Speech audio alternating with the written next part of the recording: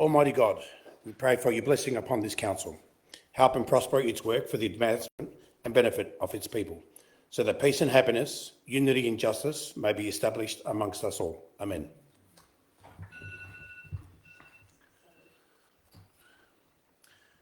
Manningham Council acknowledges the Wurundjeri Wurrung people as the traditional owners of the land and waterways we now know as Manningham. Council pays respect to elders past, present and emerging, and values the ongoing contribution to enrich and appreciate the cultural heritage of Manningham. Council acknowledges and respects Australia's First Peoples as traditional owners of lands and waterways across country and encourages reconciliation between all. Manningham Council also values the contribution made to Manningham over the years of people of diverse backgrounds and cultures. I welcome all members of the public who have joined us in person and online to observe tonight's proceedings. I would like to advise that tonight's meeting is being audio and video recorded. All care will be taken to maintain your privacy. However, as a visitor in the public gallery, your presence may be recorded. By remaining in the gallery, it is assumed your consent is given if your voice and/or image is broadcast by Council. No additional recording of the meeting is permitted without Council consent. Council meetings are conducted in accordance with our governance rules. I will introduce each item of business listed on the agenda, calling it by number and by reading the title.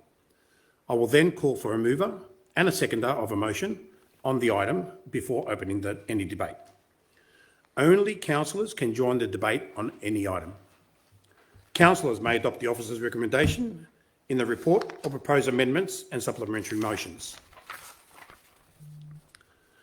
I would like to draw your attention to item number 7 on tonight's agenda, public question time, which provides people with an opportunity to ask questions of the Council.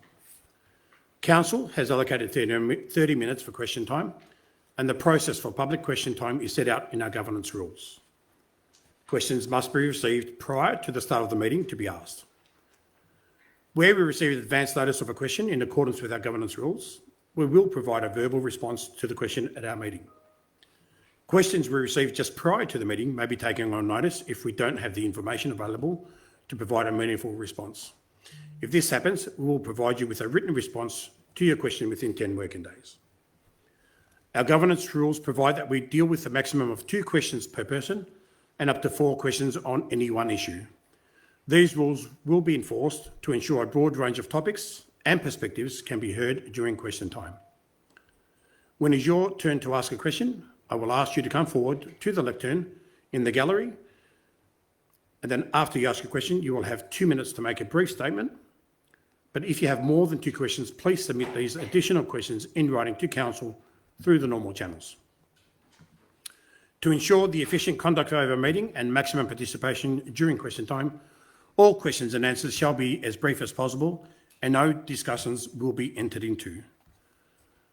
Councillors in the gallery are reminded that question time is to be conducted in a respectful manner, having consideration to diverse views of those present. Any disorderly conduct will be managed in accordance with our governance rules. Item 2, apologies and requests for leave of absence. As there are no apologies, councillors, do you have any requests for leave of absence? I'll take that as a no. Item number 3, prior notification of conflict of interest. Councillors, would anyone like to give notice of a conflict of interest?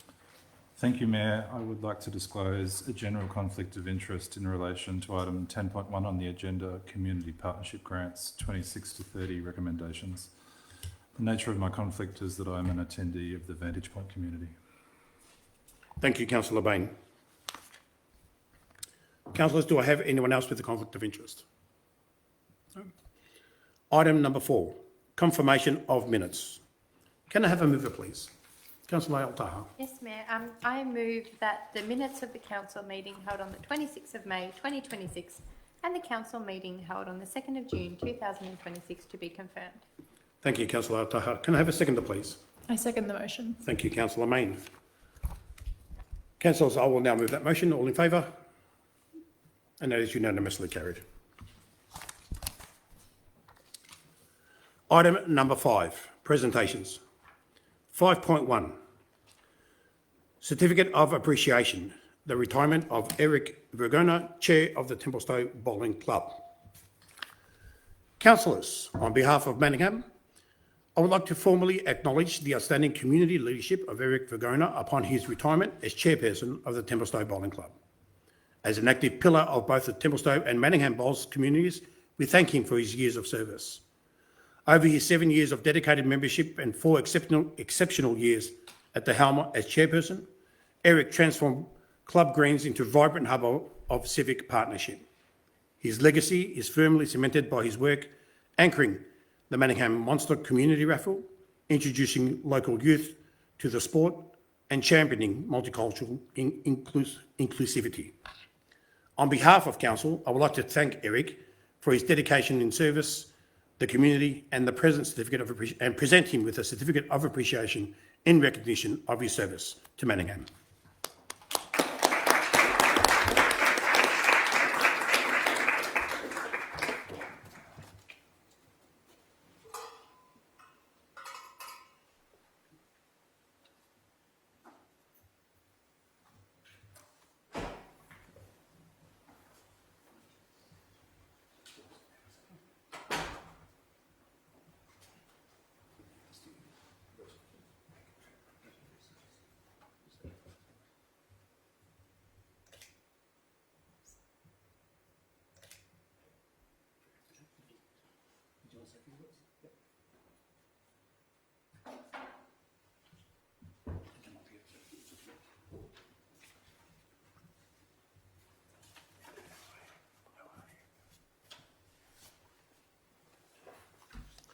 Good evening, everybody.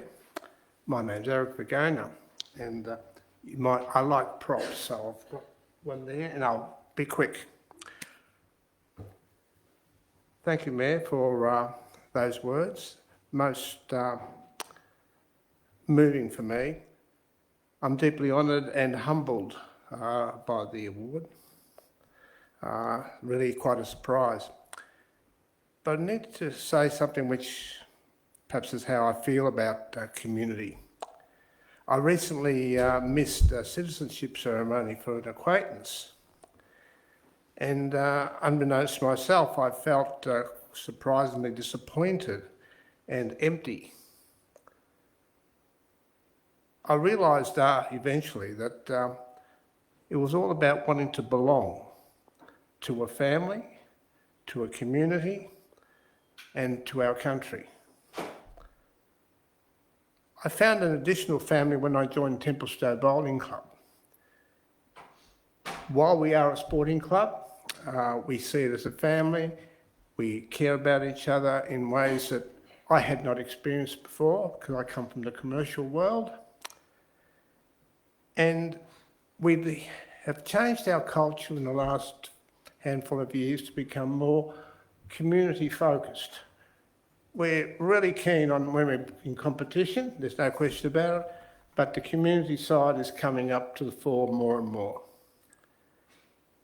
We want to engage more broadly with the community because they're our bigger family. They're our family of tomorrow and building on today.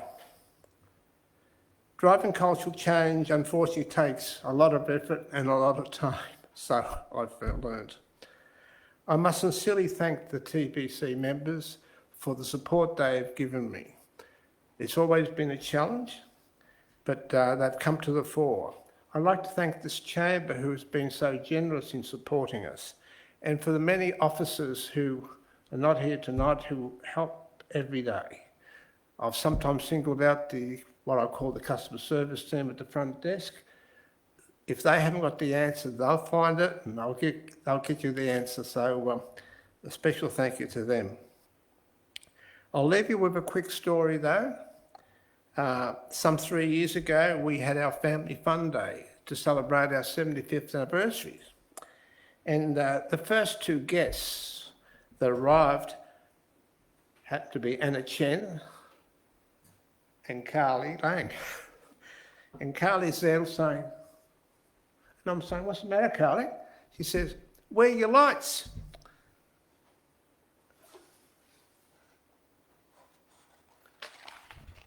This is a drone photo of our lights being tested.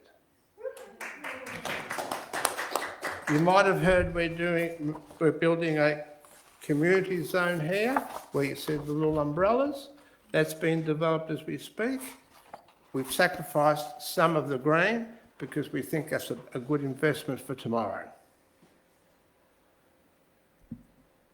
Moving forward, this community area will feature tables, chairs, umbrellas. We have them, but the grass hasn't grown yet, so we can't put them out. We're also looking at how to engage and become more community oriented. We are looking at partners which have a similar mind to ourselves. And I'd like to say thank you again, and that's all I have to say.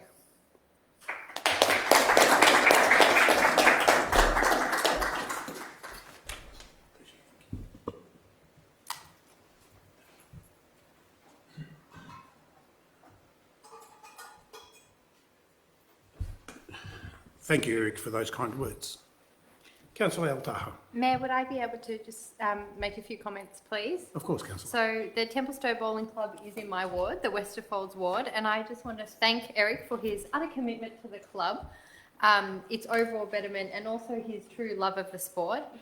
Eric's dedication to the community and his relentless drive to ensure the best outcomes for the club are very evident to me, even in my short time as ward councillor for the Westerfolds ward. He is passionate about ensuring that the club is a special place for bowls, but also in its broader use to the community to ensure that everyone can enjoy the benefit of the greens. And I thank him for his dedication to wanting to build a place where the community can come together and enjoy it for recreation purposes. I, on a personal note, greatly enjoyed our chats regarding optimising the club and appreciated Eric's commercial acumen in working towards the club's improvement. He really dedicated and diligently worked on the lighting upgrades and the reconfiguration of the bowling green to make sure it was better for everyone, and I thank him very much for that. And even today, Eric took the time to promote the club as part of his farewell and his parting words. So I just wanted to thank Eric for his contribution to Templestowe's legacy and his important role in shaping this. So thank you very much, Eric. Thank you, Councillor. Councillor Chen, would you like to say a few words? I actually need to say something to Eric, and you're always smiles, have a big smiles on your face, and you make me as a person from English is my second language, and also from a different background, and you actually make me feel welcome to whenever I come to your clubs and to attend the functions and events. You always make me feel very welcome, and just recently you told me how proud you are to have two new members from Chinese community join the club, and they play good balls, and I really thank you for I really thank you for your patience and your dedication and your smiles, and enjoy your retirement. Thank you very much. Thank you, Councillor Chen. Any other councillors? No? Okay. We will move through to petitions. Yep. Item number 6, petitions. Councillors, I note that written responses have been provided to lead petitioners from council meeting of the 26th of February 2026, the 28th of April 2026 and 26th of May 2026, and were included in the agenda of this meeting. The responses will also be included in the minutes in accordance with sub-rule 58.9 of the governance rules. And we have not received any other further petitions for tonight. Item number 7, public question time.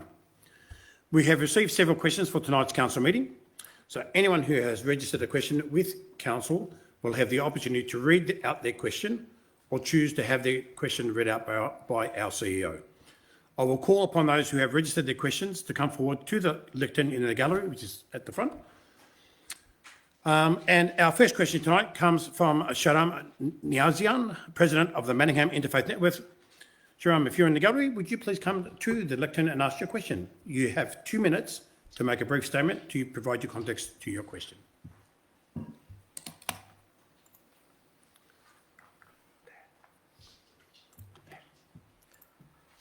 Good evening. Thank you for the time. my question, I read the question actually, and then I elaborate a little bit. Will Council fully support the Manningham Interfaith Network Harmony Day celebration on Thursday, 18th of March, 2027, by covering all costs involved in using the Civic Function Center? Organizing the Harmony Day by Manningham Interfaith Network has been happening for the past few years, as far as I've been involved with the Manningham Interfaith. And always the council have been kind enough to cover all the costs involved with this. And I'm sure that, as you're all aware, Manningham Interfaith Network is a network based on voluntary volunteers that have come together from different faith communities and promoting the goals that Manningham City Council always talks about. And that is social cohesion, bringing people together, creating unity and creating friendship. And as many of you are aware, Manningham Interfaith Network have been very, very successful in organizing the Harmony Day in the best of possible way, and always have been received by the residents of the Manningham very well received by the people. And the schools that are involved, the parents that are involved, they've been contacting Manningham Interfaith Network for organizing another one.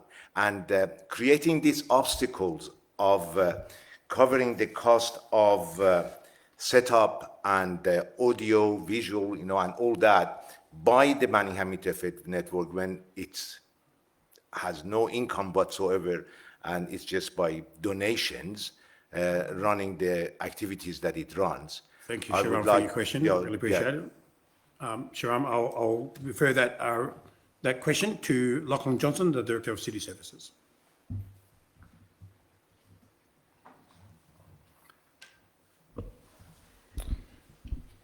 Thank you, Shahram, for your question and for your ongoing contribution to the Manningham Interfaith Network in bringing people together through Harmony Day. Council recognises the importance of this event and acknowledges that in previous years arrangements were in place where Council supported delivery in a different way. We also recognise the strong community value of the event, particularly in fostering connection across culturally diverse communities and, as you outlined, local schools. Since that time, Council has strengthened its governance approach to ensuring transparency, consistency and equitable access to support all community groups. These settings guide how officers administer requests for assistance. Under the current framework, there are two pathways available to support Manningham Interfaith Network's proposed Harmony Day event for next year. Eligible community organisations may apply for a complimentary hire of the Manningham Function Centre once per year, which is considered on an annual basis. While the venue hire fee may be waived, associated costs with staffing, setup and audiovisual do remain payable under that pathway. To support covering these type of costs, the network can also apply for funding through Council's Community Grants program, which is the only mechanism through which Council can provide financial assistance for community initiatives of this nature. Applications can include venue hire related expenses such as staging, setup and audiovisual, ensuring fair and consistent allocations of the public funds. Council officers are available to help and support the network in navigating the grant process and putting a grant, including a grant writing workshop, which is delivered annually in the new year. If the timing does not align, there are external opportunities also available, including the Victorian Government's Multicultural Festivals and Events program. Council really does appreciate the ongoing efforts of the Interfaith Network and looks forward to working with the group to support Harmony Day next year. Thank you, Lachlan. Can I reply? May I reply? So may you reply? It's not a discussion. It's a question asked to the Yeah, officers. And sure. as per our governance rules, it's Yeah. not a right of reply. It's a question and answer time. You have asked your question. Yeah. He's answered your question. And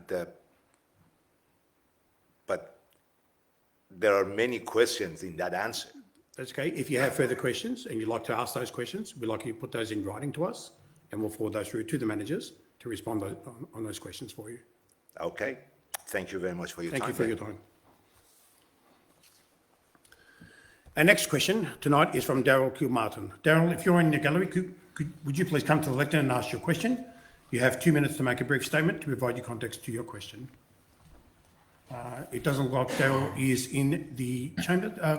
Mr. Seago, would you like to ask? Yeah, happy to do so, and just give some really quick context, Mayor. So, Mr. Kilmartin's questions are in relation to the proposed redevelopment of the Tom Kelly Athletics track and pavilion and the like. And his question is, will council agree to not move forward without thoroughly exploring the emerging opportunities presented by the support peak athletic bodies?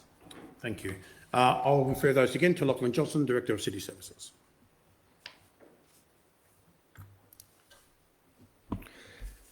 Through you, Mayor, and thank you to Daryl for his question.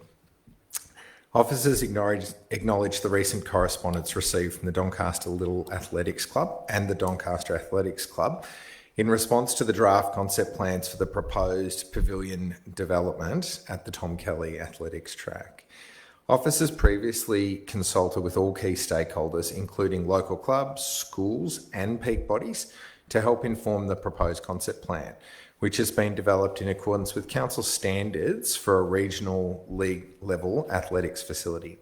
However, following the recent receipt of additional correspondence, officers have re-engaged with the peak bodies and are seeking further information in relation to the draft Victorian Athletics Facility Strategy, which is currently under development. This information will be used to inform proposed next steps in relation to the proposed pavilion development at Tom Kelly. Further consultation with local clubs will also be undertaken prior to finalising the proposed concept plan. Thank you, Lachlan. Our next question tonight is from Paul Reynolds. Paul, if you are in the gallery, would you please come to the lectern to ask your question? You have 2 minutes to make a brief statement and to provide context to your question. Thank you, Paul.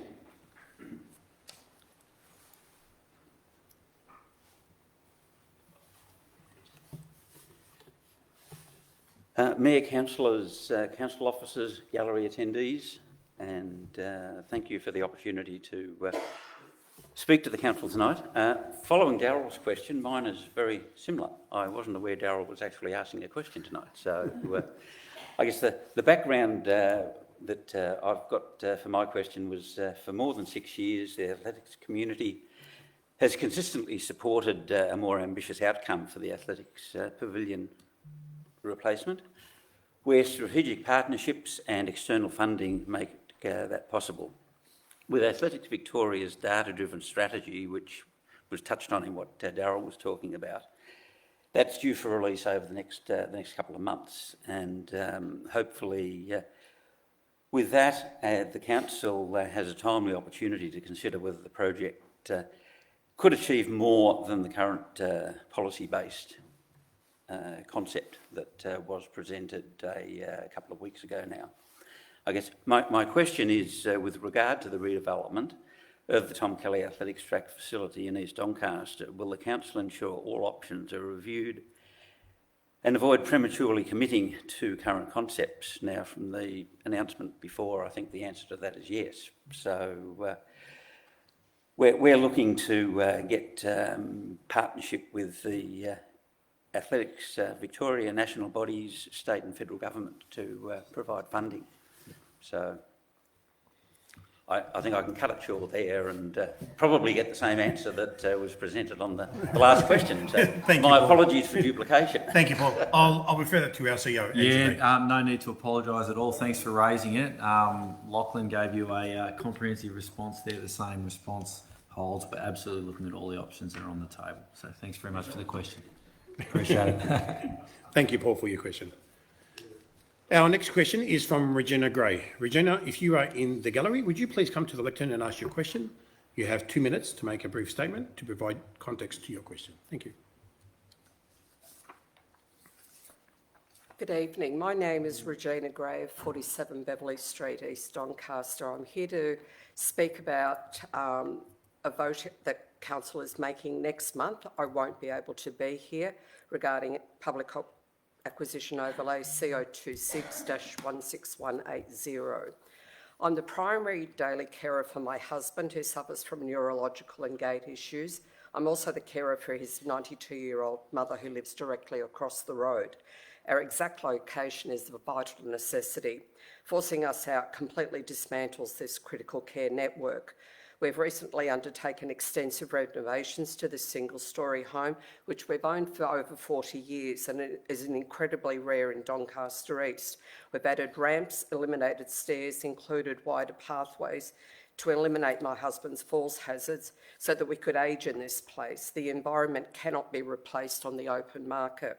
We've invested heavily in premium renovations, taken our home all electric, specifically utilising Manningham Council's own Solar Savers program to install top-tier solar and battery infrastructure. Forcing us out means that council is actively dismantling the very climate-smart infrastructure it encouraged us to build, forcing us to bear massive unrecoverable out-of-pocket costs to replicate it elsewhere. Council staff have told us our property was chosen simply because it lined up with the property behind us, which lines up with the laneway behind Woolworths in Devon Plaza. Drawings on a map should never take priority over human lives.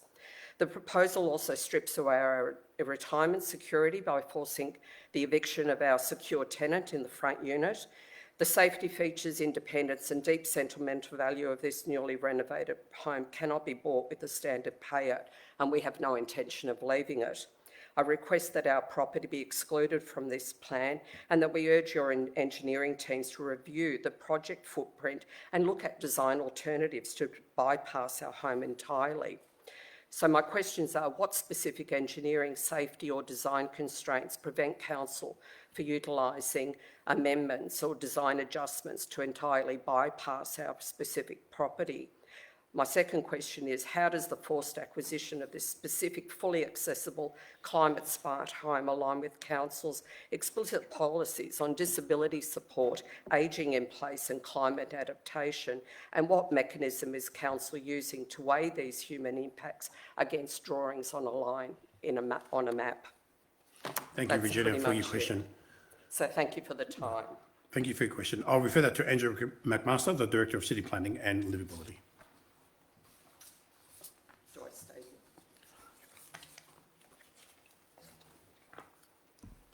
Thank you, Mayor, through you, and thank you, Regina. It's good to see you again. I'm pleased you were able to make it here tonight to ask your questions. Regarding question 1, the inclusion of 47 Beverley Street, Doncaster East has been based on a detailed strategic assessment of open space needs within the Boronia Public Open Space Precinct, which is referred to in our open space strategy from 2014. That strategy identified that the precinct surrounding 47 Beverley Street is experiencing ongoing change with increasing levels of higher density housing and reduced private open space. This growth is expected to continue and increase the reliance on public open space for recreation and leisure needs. It's not my recollection that officers stated that the creation of a straight linear path alignment to Devon Plaza was the primary reason for the proposed public acquisition overlay on the property at our meeting, and I genuinely apologise for any confusion arising from that part of our discussion. While the creation of a pedestrian access way from Beverley Street to Devon Plaza would facilitate direct pedestrian access to a busy activity centre on Doncaster Road, that is not the primary driver. Following a detailed assessment, council officers identified 47 Beverley Street, together with the adjoining property at 50 Franklin Road, as an acquisition which would create a usable area of public open space for a functional local park, especially in circumstances where council already owns the land that's adjacent to 47 Beverley Street. In relation to question 2, I'd like to thank you for the recent meeting. At that meeting, obviously, you were able to provide us with very similar information to the information that you've supplied to the councillors tonight, and I thank you for it. Those are details that were previously unknown to us. As with many difficult decisions which are put before the council every month, the members of the council will have to weigh the policy goal of providing open space with a variety of other policy objectives, including those that you've highlighted in your question. I confirm the information you have supplied to us, both tonight and also in our previous meeting, is currently being considered by council officers, and it will be considered by the councillors ahead of a formal report to the July council meeting, where the council will decide whether to commence the formal planning scheme amendment process to apply the public acquisition overlay. A copy of the officer report, which will outline the strategic justification, will be included in the council meeting papers, which are published a number of days ahead of that council meeting. Once again, thank you for your questions. Thank you, Andrew, and thank you, Regina, for your question. As there are no more questions, I'll move to item number 8, admission of urgent business. As there are no urgent items of business, I'll move on to item number 9, planning permit applications. Item 9.1, planning application PLN 25/0472 at 311 to 313 Church Road, Templestowe, for buildings and works associated with the construction of an extension to the existing dwelling and vegetation removal. Can I have a mover, please? Councillor El-Taha. Yes, Mayor. I move that the recommendation be adopted. Can I have a seconder, please? I second the motion, Mr Mayor. Thank you, Councillor Lang. Councillor El-Taha, would you like to speak to the motion, please? Yes, Mayor. To you and my fellow councillors, I just wanted to note that for administrative reasons, this motion and this specific application has come to Chambers tonight for us to review, and I'd like to note that there was no community objections or concern with this development per se. So I just wanted to raise that. Thank you, Mayor. Thank you, Councillor El-Taha. Councillor Lang, would you like to speak to the motion? Yes, thank you. I just wanted to note that if looking at the details of the planning permit, that most importantly, this was combining 2 residence dwellings into one, that it has met and satisfied all of our planning requirements. And even though there is the removal of vegetation, that the vegetation has been assessed, and a lot of it was species of either not native species or low arboricultural value. And most importantly, I think it should be noted that the planning permit has conditions, and those conditions require extensive replacement planting of Indigenous canopy trees. And we have, as mentioned in some of our questions before, we have climate change policy and we have environmental policy guidelines, and this is about providing the cooling and canopy trees that we enable. So I'm pleased that the conditions look at the whole area and the building planning permit, and that they look at also the water sensitive design as well. So I'm pleased to see that in the permit. Thank you. Thank you, Councillor Lang. Do I have any speakers against the motion? Do I have any speakers for the motion? Do I have any speakers to the motion? I'll now put that motion. All in favour? That is carried unanimously. Item 10, City Planning and Livability. 10.1, Community Partnership Grants, 2026 to 2030 recommendations. Can I have a mover, please? Mayor, first of all, sorry, I hope I'm doing this in order. apologies. Mayor, as previously stated, I have a conflict of interest in this matter, and I'll now leave the meeting for the duration. So Thank you, Councillor Bain.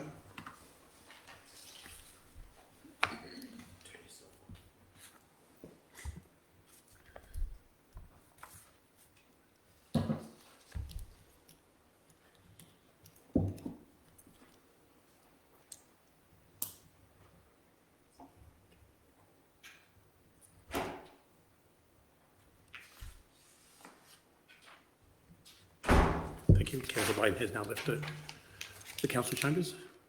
Do I have a mover for that motion, please? I move the motion as Thank you, recommended. Councillor Lang. Do I have a seconder for the motion? second. Thank you, Councillor Goff. Councillor Lang, would you like to speak to the motion? Thank you.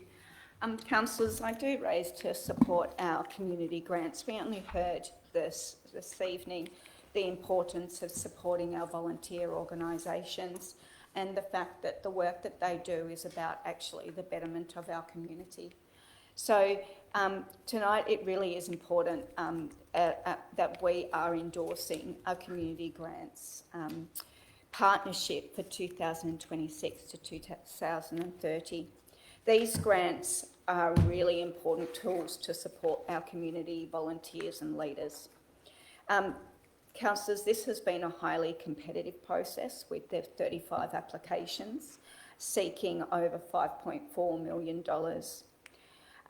There was also a lot of rigour and integrity in the assessment process, making sure that each community organisation and the partnership that's involved over the 4 years meets the policies and obligations and requirements for our community's benefit. It included checks, it included reviews, and it included an independent assessment panel. Out of the order, 18 organisations recommended for funding over the 4 years. These activities weren't just once off. Most importantly, they deliver sustained and long-term benefits for our whole municipality. Through the community development stream, we were supporting vital services. For some of those I mention are legal assistance, counselling, disability inclusion, multicultural engagement, and our youth wellbeing. And then through the minor and major event streams, we're looking at investing in the vibrancy of Manningham through events that bring people together, celebrate our diversity, and activate our public spaces. So importantly, all of the grant applicants that are being recommended in the report tonight met directly our council plan priorities. However, councillors, I do want to acknowledge that not every application was funded. 14 applications were not recommended. Not because, and I say this clearly, not because of the lack of value, but because they didn't either successfully meet the criteria for these long-term partnerships, or they were more suited to other grant categories. And as we heard from the officer's response today, there are many categories for our community grants. So I look forward to seeing those further applications coming through for a different community grant stream. In addition, the underspend will then be moved to align with those annual grant programs. So that is that any money that we haven't activated through our allowance through these successful partnerships will then be moved to allocate the very popular annual grant. Councillors, I really feel like this has been a very balanced, a very evidence-based and a very resourceful process that we can endorse this evening.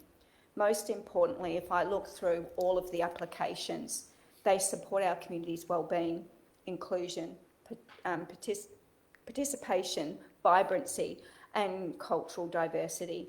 And I think it's something we should be very proud to endorse tonight.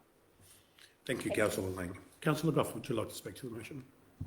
I don't know what more I can really add to that after that fantastic roundup of what it's all about. But this is where our community can put in some requests for assistance with running a particular program or starting up a particular program, and they are on an annual basis, but some of them go over a number of years, so they are committed to some payments so they can actually predict on what's going to be happening for them into the future, or for a short future, not for eternity. But indeed, it does take up time, and I thank all of the groups that have actually spent the time preparing those applications to come in, and I thank the teams and supportive people that have gone through those. A very difficult job, because I think if you looked at all of the programs that people were wanting funding for, you'd actually certainly say, yeah, that's a really good thing, that'd be worth doing, and yes, that's a really good thing, and that'd be worth doing. But we have got limited funds, and our funds are limited to the rates that people pay us, and we're spending it on these particular items. And in order to us to justify the giving of money to certain groups and not other groups, we do need to have a reference point. And I suppose a reference point, as clearly was put out by Councillor Lang, is what we believe is part of our policy, is part of our direction, is part of our plan of the future. So if it fits in with our plans of what we're wanting to do, if it actually services those areas that we want to work on in our community, and it complements what we're doing at council, it probably gets a few more points into what we're doing. So thank you very much for everybody that's been involved in it, for the work it is, and I support the grants as listed on the forms. Thank you, Councillor Goff. Do I have a speaker against the motion? Do I have any other speakers for the motion? Any speakers would any councillors like to speak to the motion? I'll put that motion. All in favour? That is unanimously carried. We'll get Councillor Bain to come back in again.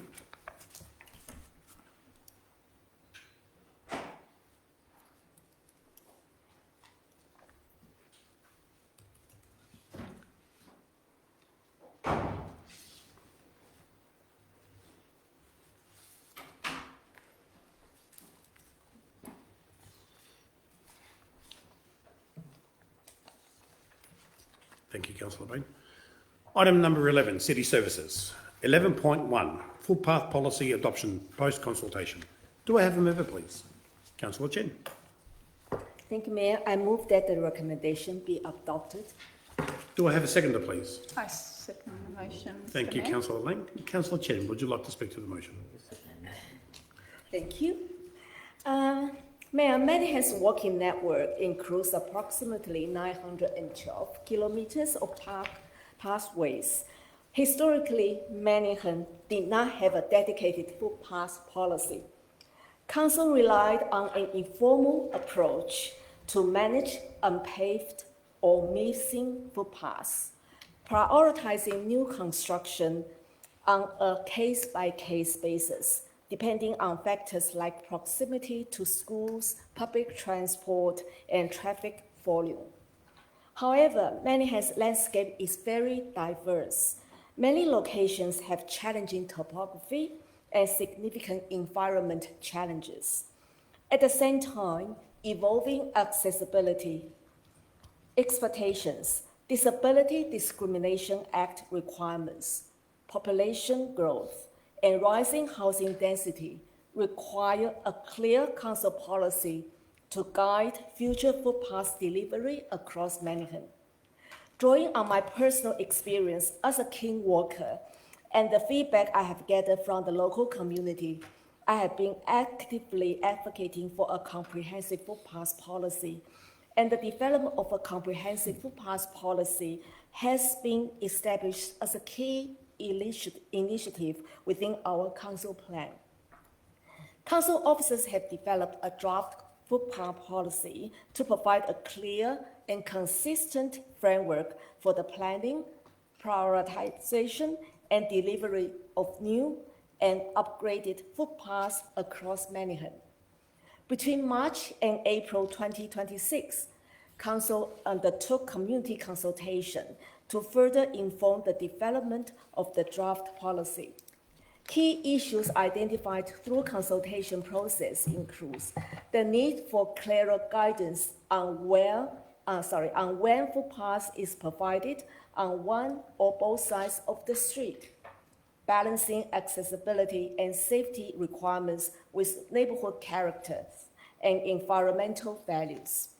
Material selection, including consideration of context-sensitive treatments in areas such as the green wedge, improving network connectivity and addressing gaps in the existing footpath network. The upgrade draft policy has been refined in response to this feedback and informed by high-level benchmarking of other local government area footpath documents. The new framework focuses on building a safe, equitable, and well-connected pedestrian network while preserving municipalities' landscape character and environmental value. Key features include prioritization criteria. Their one-sided footpaths are a thing of the past. We still remember that we always argue which side and one side of both sides of footpaths from the officers before. But having footpaths on both sides is the new default, subject to specific exceptions. About material consideration, footpaths will be designed and constructed to provide safe, durable, and accessible walking environments while responding to local context and character. Regarding accessibility, footpaths will be designed to provide continuous firm and slip-resistant surfaces and to meet relevant accessibility standards, having regard to Manningham's diverse topography and existing conditions where possible. Tactile ground surface indicators may be installed at key hazard locations and decision. Safety and subtet. I still struggle with how to pronounce it because it is crime prevention through environmental design, CPTED, will be considered in the planning and design of new and upgraded footpaths to support safe and usable pedestrian environments. This includes sight lines, passive surveillance, and clear pedestrian paths within the road reserve. Lighting and other safety measures will be considered where relevant. Councillors, the policy itself does not commit council to additional fundings, but provides a framework to guide future investment decisions. Financial implications associated with delivery of new and upgraded footpaths will be considered through council's standard budget and capital works planning processes. Councillor Chen, that's time. Would you like an extension Yes, of time? please. Can I have a mover, Councillor Lang, and a seconder, Councillor Main? All in favour? Thank you, Councillor. Another 2 minutes. Thank you. It aims to improve walking access, safety, and connectivity across the municipality while maintaining a high-level strategic focus to support direction on key decision areas to support consistent, equitable, and transparent decision-making. So I am asking for council support for the new draft Manningham footpath policy. Thank you. Thank you, Councillor Chen. Councillor Lang, would you like to speak to the motion? An overview, there's not much more to add to that. That was very comprehensive, Councillor Chen. I just wanted to talk about the enhanced version of this policy.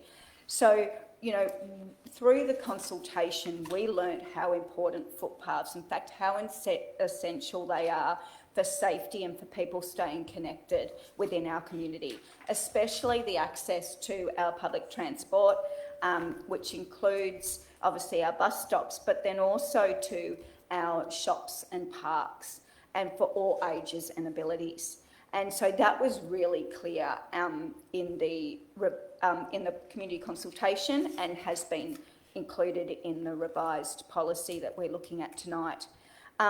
I also wanted to mention the other thing that came out of the community consultation is a really clear and transparent framework of how the decision is made about where footpaths go across Manningham. And so the prioritisations framework was the one I wanted to really narrow in on, looking at how the weighted criteria.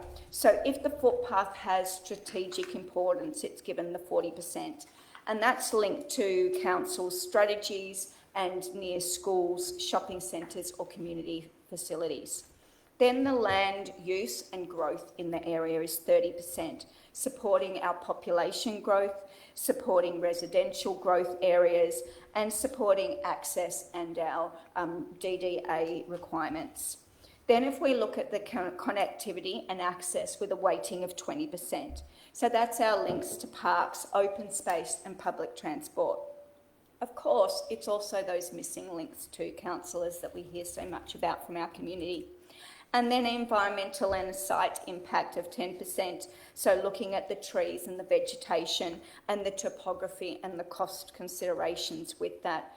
So I think that the addition of this prioritisation system being really clear and transparent in the policy is a great asset for our community. Then policy in front of us does look at what residents told us, that they want safe, more accessible paths, they want better connections, and they want clear decision-making frameworks on how these decisions are made. So I recognise the work that officers have done in this area and thank them for that. Councillors, what we are deciding tonight is an inclusive, connected, transparent and livable city through our footpath policy. Thank you. Thank you, Councillor Lang. Do I have a speaker against the motion? Do I have a speaker for the motion? Councillor Mang. Thank you, Mayor. I just wanted to comment that I think it's so great that we have this new level of strategy when it comes to our footpaths that will then feed into our capital works prioritisation. In the past, we have held kind of informal strategic views, but this is by far our most sophisticated approach so far. Having great footpaths is about making our community more livable, safe, accessible, and ultimately encouraging recreation. Only a few months ago, we did consider our active transport strategy in Manningham, another policy where we are thoroughly considering recreation in Manningham, and now we're in the development of our recreation strategy, which also ties in a lot of these concepts. So overall, I'm proud that here at Manningham, we are taking such a concerted effort to consider these important topics. Footpaths is a fundamental council service, and I look forward to this policy helping to implement many more considered and necessary footpaths in Manningham. So thank you to the officers for all of their work and to the community for their valued contributions. Thank you, Councillor Lang. Do we have any other speakers to the motion? Councillor Goff. Thank you, Mr. Mayor. Thank you very much for this policy coming through. And yes, you better take care of this one and just prepare yourself. Whoever wrote this, I love it because it's short, it's concise, it's got headings, and for a person like me, I can scan to an area and read and quickly understand what I've got to find out about and everything else. So if all of our other policies can be as concise and as well set out as this, I will probably be voting for them. Councillors, footpaths are something that are now 100% the responsibility of our council. Years ago, we could worm out of things because we used to have to get community support to get part funding from our community, which subsidised council in putting in footpaths. But about 10 years ago or so, council decided not to go down that path and to fund it all itself. As a result, I think we need to put a whole lot more money, probably at least 50% more money into footpaths into the future, because that will pay for the funding of the funding that the community would have put in to build those footpaths. So into the future, we're going to have to fund that, and I'd like to see that be up. Now, I know, Mr. Mayor, that in the past couple of years, we have done a lot of work in Templestowe, in Bulleen, in some of the parts of putting in the footpaths, and that is it. This goes to address what we do and how we make our decisions on what we put in and where. And that's probably where it becomes a very, very important document, is to guide the council. And the expectation is, in today's world, accessibility for all people is probably one of the most important things we can do, is to enable people to get from one place to another on foot or in some wheelchair or not any sort of thing off the road to an address. When you go overland, you can't do that. You can't expect people to walk on roads, especially if they've got a disability. And so it's up to us to actually prioritise, and this document now does sort of say the expectation is that there are footpaths on both sides, except by exception. And that's the way it should be, because access is a deniable right of a person living in a community, and you can't sort of say, well, we're not going to give it in this area or to these people here because it's going to cost too much. And so, councillors, I welcome this document to guide us in what we do. I welcome the statements in there that says we actually have to make something durable that lasts a long time, and it has to be cost effective. We have to have something that we can afford to put in, and it has to be less maintenance. So basically, thank you, I agree with it. That's time. Would you like an extension of time? Extension. No, I'm not. Okay. Thank you, Councillor Goff. Do we have any other speakers to the motion? I will now put that motion. All in favour? That's unanimously carried. Item 11.2, Draft Timber Reserve Master Plan. Do I have a mover, please? Councillor Diamante. I move that the recommendation be adopted, Mayor. Thank you. Do I have a seconder, please? Councillor Goff. Thank you. Councillor Diamante, would you like to speak to the motion? Yes, thank you, Mr Mayor. So this draft master plan follows the consultation that the officers conducted at the end of last year. And I do commend this master plan, this draft, and I'm looking forward to the feedback because this is going out for community feedback. I think significantly it proposes to replace the pavilion, and if any of you have been in the pavilion, you know it doesn't meet accessibility standards. It's got substandard storage space, doesn't provide adequate change rooms or spaces. The proposed new pavilion addresses changing rooms, storage, updated spectator amenity, etc. The draft master plan also looks at traffic and parking improvements, and councillors, in the 6 years I've been a councillor, I've had ongoing complaints from Marianne Way residents about parking and clogging the end of that street. So this draft master plan looks at closing that vehicle access at Marianne Way and moving traffic and parking towards the northeast of the reserve and consolidating that, which I think makes a lot of sense.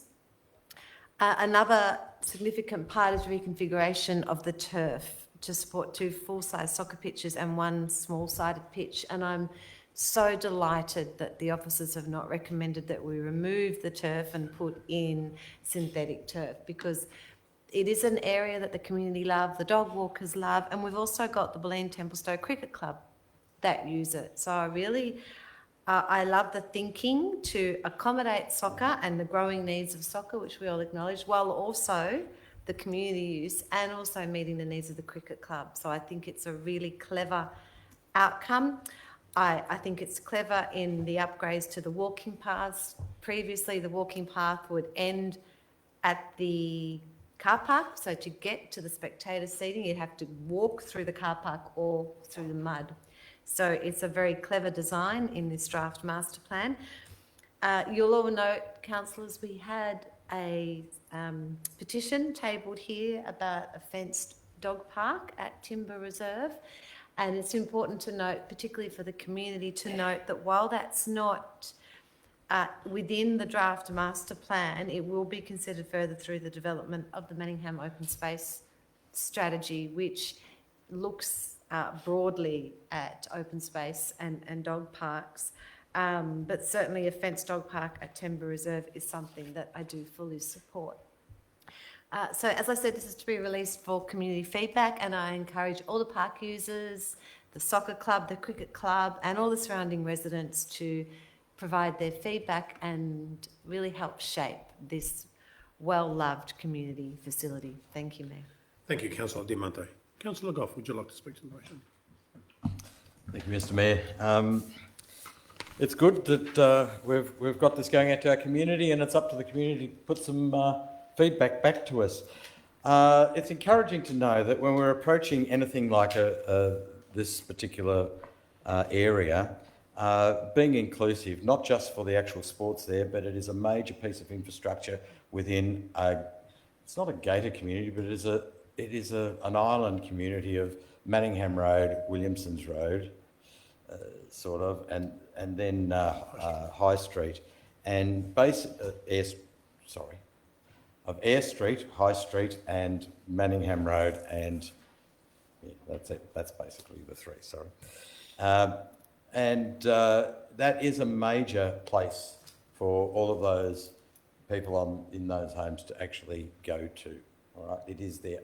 Basically, I think it's nearly their only park. There is a little bit. Yeah, that's about their only park. You've got to cross over those roads to get to anything. So therefore, catering for more than just those sports is important. Catering for the community to actually feel safe to go into that park, to go in there and do other activities.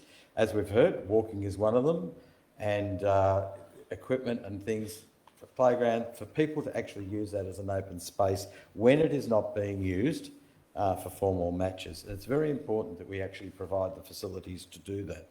And I'm sure that paths and footpaths and thoroughfares through are all part of the considerations in here. So I'm very looking forward to what are the community going to feed back to us while it's come out, and let's hope that we can get on and do some things here, because basically the improvements that can occur are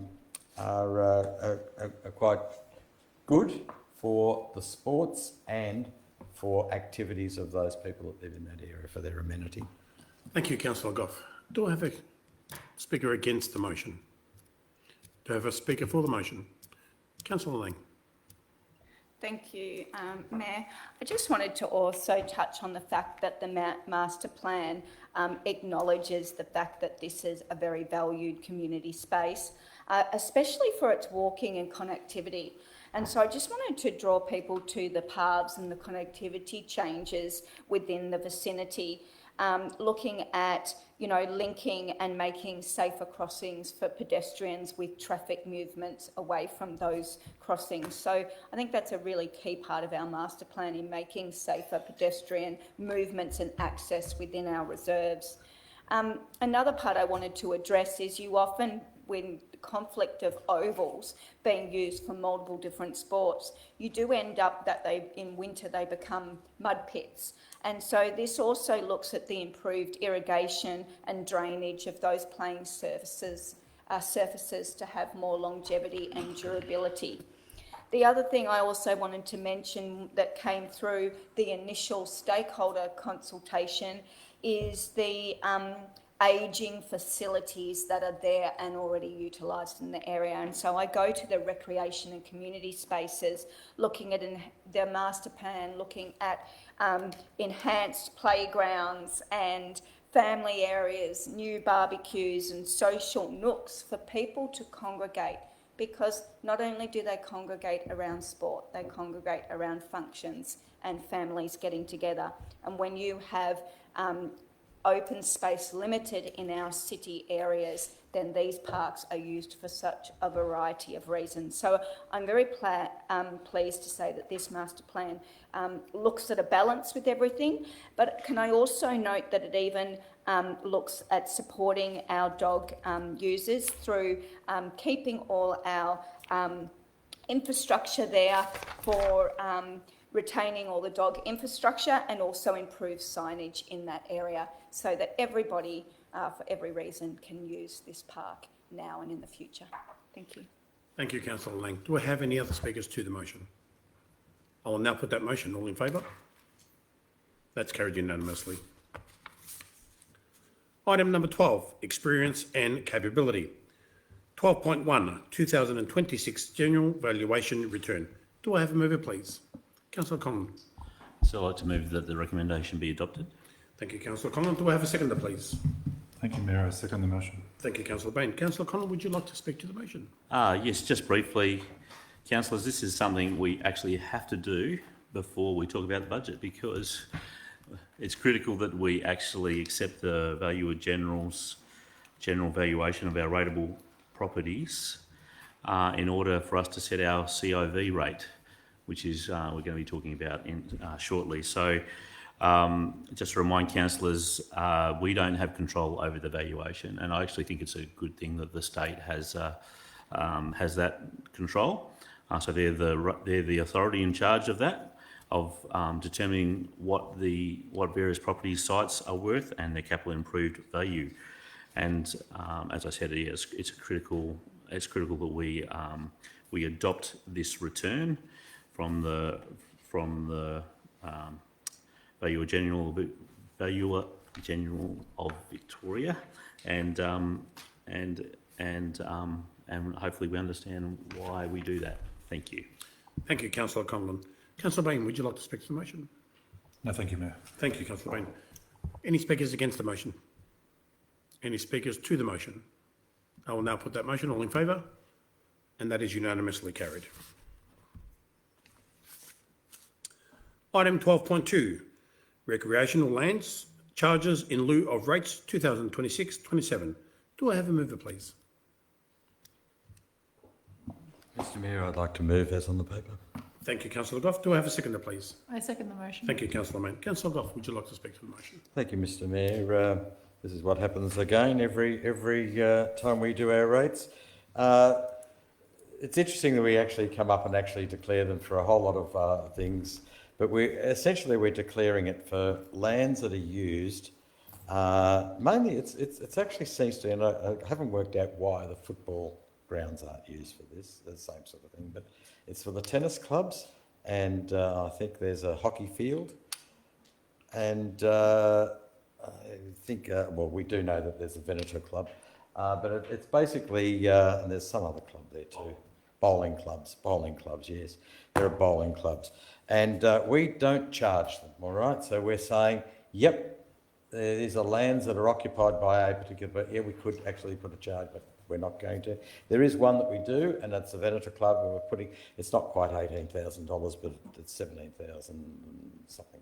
It's close enough to 18,000 for the rates in lieu of rates, because we're not issuing rates on that particular slice of land right in the flood zone along the Yarra. So basically, that rate is worked out at probably a discounted rate for 5 acres. I think it's 5 acres, or 5,000 hectares, one of the two. Basically, it has been discounted as in its value of the rates, what the rates would be if it was in a different sort of area, and also for the very fact that there are areas there, even though to play on that you may have to be a member of the club, but it does offer facilities of tennis, it does offer other facilities and things that our community actually use. But it's also a profit-making business, and that's why that lieu of rates has been put into there to put onto that particular development, and we declare that each year. So, thank you. Thank you, Councillor Goff. Councillor Main, would you like to speak to the motion? Nothing to add, Mayor. Thank you. Thank you, Councillor Main. Are there any councillors against the motion? Would any other councillor like to speak to the motion? I will now put that motion. All in favour?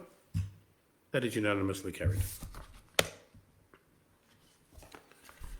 Item 12.3, 2026-27 Budget Adoption, Declaration of Rates and Charges, and 10-Year Financial Plan, 2026-27 to 2035-36 Adoption. Can I have a mover, please? I move that the recommendation be adopted, Mr Mayor. Thank you, Councillor Lang. Do I have a seconder, please? Thank you, Mayor. I second the motion. Thank you, Councillor Bain. Councillor Lang, would you like to speak to the motion? Yes, I would. Thank Actually, you. bear with me for a second. Councillor Chen, did you have? May I? Yes. Yes. Mayor, I would like to move the following amendment to the Part A of the motion, if I may. Yes, you can, Councillor Moore. Thank you very much. Could you read the motion, please, Councillor Chen, that you have in front of us? Yes, I do. That the budget be endorsed, subject to the following amendment. That council add $50,000 from PRJ 00205 road servicing (resales) to PRJ 00448 additional street and path lighting for the next 3 financial years, commencing in 2026-27 financial year, including relevant adjustments to the renewal ratio to undertake a street lighting gap analysis during this period to determine the future funding requirements for street and path lighting. And 2, upgrade the 10-year financial plan 2026-27 to 2035-36 to reflect the outcome of this amendment. Thank you, Mr. Mayor. Thank you, Councillor Chen. Do I have a seconder for Councillor Chen's amendment? Councillor Goff. Yes. Second. Thank you. All those in favour? You want to speak to the motion? Sorry, my apologies. Councillor Chen, would you like to speak to the motion? I do wish. To the amendment, my apologies, to your amendment. I would like to speak I want to get that to- right because there's a few amendments we Yeah, get it's a to. bit complicated, yeah. I would like to speak to the amendment, Mr. Mayor. Thank you, Councillor Chen. I can be long. Give me 5 minutes. All right. And I think the council budget is essentially designed to both listen to and meet community expectations. We have heard clear and loud from the community panel, the neighborhood policing forum, and our local residents that community safety has become a paramount issue, with residents frequently citing dark streets and blind spots as their primary concerns. But the additional street lighting spending on our draft 2026-27 is lower than last year's funding and the 4-year rolling total. When we factor in the impact of inflation, we will see many fewer installations of street lighting in the coming years. The reduction does not seem to align with the established community expectations. Therefore, I'm seeking council support to increase the draft budget spending on street and park lighting by $50,000 per annum for the next three financial years. The amendment, I believe, aligns with and is supported by council's strategic documents, including that we are all very familiar with our council plan, which I don't need to get into the details. And also the footpath policy we just endorsed by council. The policy says it apply subtet crime prevention through environmental design principles to enhance safety, visibility, and passive surveillance. This includes ensuring clear sightlines and appropriate lighting. Our age-friendly Manningham framework features heavily on activation of spaces, lighting, and the crime prevention through environmental design principles to create an age-friendly community. Our draft active transport strategy, which is being finalized following extensive feedback from the community, places community safety at the very core of its goals. If people do not feel protected and confident walking, cycling, or participating in other active modes, they will choose not to participate.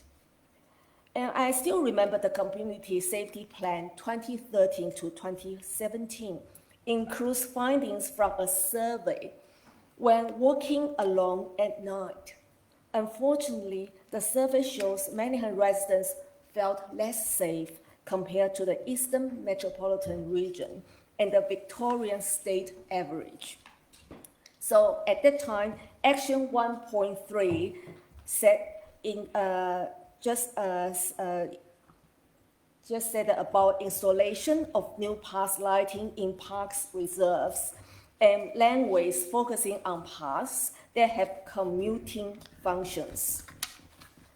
Mayor, if we look at the gender impact assessment, if we use a GIA lens, public lighting can actively improve perceived and real safety for females and marginalized genders in our community. In my capacity as a councillor, I see how well-lit streets and public spaces directly benefit our community. Proper lighting enhances safety, ensures accessibility, and creates a more inclusive environment for all residents regardless of gender. These reasons, I believe, justify small additional funding for street and path lighting with great impact. So I am asking councillor support for the amendment. Thank you. Thank you, Councillor Chen. Councillor Goff, would you like to speak to the motion? Thank you. Is there a councillor against the motion? Councillor Lang. Thank you, Mr Mayor. I do agree with my fellow councillor Chen that the community safety and our community sentiment around community safety is on the rise, meaning people are not feeling as safe as they once did.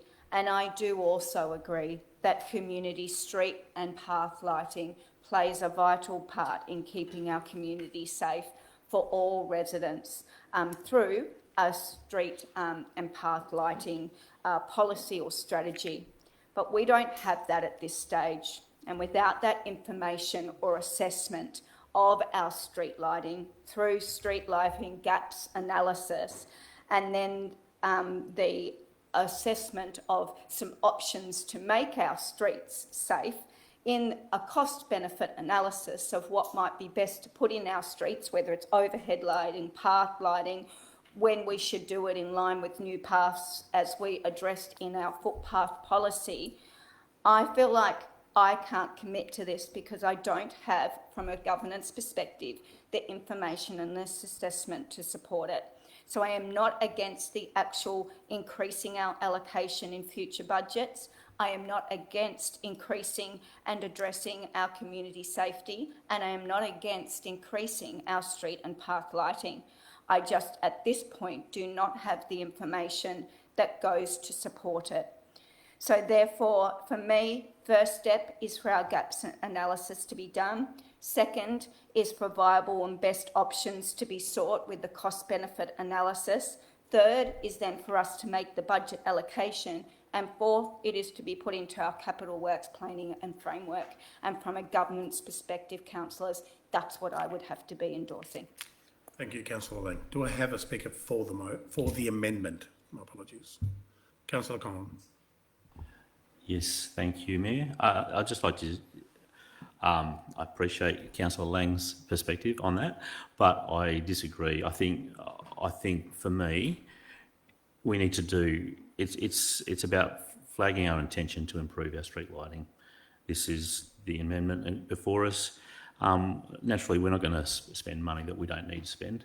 If it comes back with a gap analysis that we can't find anywhere to spend the $50,000 over the next 3 years, per year over the next 3 years, then I'm sure we won't spend it. So I'm happy to support the motion on the basis that... The amendment. On the amendment, sorry. Yeah, the amendment. That we, on the basis that we will be doing a gap analysis, and we do have a good governance structure in place to ensure that the money is, if it is to be spent, it will be spent wisely. Thank you. Thank you, Councillor Conlon. Do I have a speaker against the amendment? My apologies. Do I have any other speaker to the amendment? No. There is no response. And you, no, not an amendment. I will now put the motion. All those in favour of the amendment? I've got to go around names. So Councillor Diamante, Councillor Bain, Councillor El-Taha, Councillor Conlon, Councillor Main, Councillor Goff, Councillor Tennant, Councillor Grievous. All those against the motion. Councillor Lang. That has been carried. So the amendment has been added to the motion. Mayor, I'd like to propose another amendment, if that's possible. You may. Councillor Conlon, can you please read your amendment in full? So I would like to move that the budget be, that we adopt the budget with the following amendment, and that is that Council allocate $20,000 to the operational budget of the Economic and Cultural Activation Team to explore the feasibility of expanding library hours under the Open Libraries model at both Doncaster and Pines branches. And secondly, to update the 10-year financial plan 26-27 to 2035-36 to reflect the outcome of this amendment. Thank you, Councillor Conlon. Do I have a seconder? Councillor El-Taha. I second the motion, Mayor. Thank you. Councillor Conlon, would you like to speak to the amendment? Yes, I'm speaking to the amendment. Councillors, following the success, the roaring success, I'd say, of the open libraries that we've implemented at Warrandyte, the reason I'm requesting this amendment is because I think it'd be great if we can investigate what it would take, essentially, to expand that to either Doncaster or the Pines, or potentially both. And we won't know what's involved in that in terms of the cost and the, I guess, all the ins and outs of that, unless we actually we invest in that exploration. So, I'd like to remind councillors of our strategic objective 4 in our council plan, which is our infrastructure is fit for purpose and utilisation is fit for purpose, well maintained, and its utilisation is maximised. And to me, open libraries give us that opportunity to maximise our really key assets in terms of community assets, and that is our libraries. So, in fact, in 4.17 of our current action plan, you'll notice that that says improve library facilities and services across Manningham, including consideration of increased opening hours, and have a plan in place for future governance arrangements by mid-2026. So this specifically is about increasing our opening hours, hopefully without increasing significantly our operating costs for those opening hours. If councillors aren't aware, an open library setup is where community members who are interested in using the library after shutting time are allowed to register their interest, and they do some training, and then they're granted access on various conditions. And as we've found with the Warrandyte, our Warrandyte experience, as well as open libraries around the state, other libraries, there is our natural fear is that people will abuse that, but in fact the opposite is the case. People have really looked after the library who have been involved in that process at Warrandyte. So it is a great opportunity for us to increase our opening hours essentially for the people who would appreciate the library open after hours. Thank you. Thank you, Councillor Conlon. Councillor El Taha, would you like to speak to the motion? No, thank you, Mayor. Is there a speaker against the motion? Sorry, my apologies. Is there a speaker against the amendment? My apologies. No, I'll put that amendment forward. All those in favour?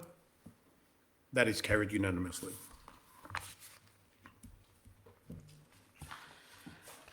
Mayor, I'd like to propose another amendment, if that's possible. Thank you, Councillor Conlon. Please read your amendment in full.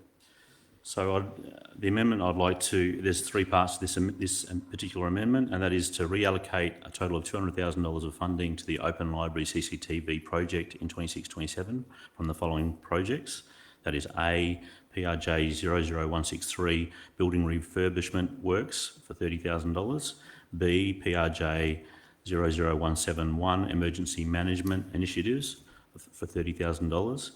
C, PRJ 00785 office accommodation renewal for $95,000, and D, PRJ 01106 public toilet strategy implementation. Secondly, the donating projects, as they're referred to, A, C and D will be compensated by a transfer of funding in 2027 and 2028 financial year from PRJ 00994 aggregated building renewal projects. And thirdly, update the 10-year financial plan for 26-27 to 2035-2036 to reflect the outcome of this amendment. Thank you, Councillor Conlon. Do I have a seconder for the amendment? I second the amendment, Mayor. Thank you, Councillor El Taha. Councillor Conlon, would you like to speak to the amendment? Thank you. And this goes further. I guess this is the next step after the investigation, partly, but I'd also like to highlight the CCTV project for MC Squared in particular is an opportunity to improve safety for all users of that facility. It's because this is a very popular facility. It's not just a library. We have Doncare there, we have the youth hub, we have the art gallery, we have other offices, and then there's the community users. Oh, sorry, there's a cafe as well, and then there's a community use of even the forecourt. And so we, while this sounds like a lot of money, I think it's a really good investment, and we should be looking at ways to improve our safety in our community, but also this is an enabler for an open library in the future. And it's also an enabler, I think, for a higher use of our other parts of MC Squared in particular. So, as I mentioned, this $200,000 is actually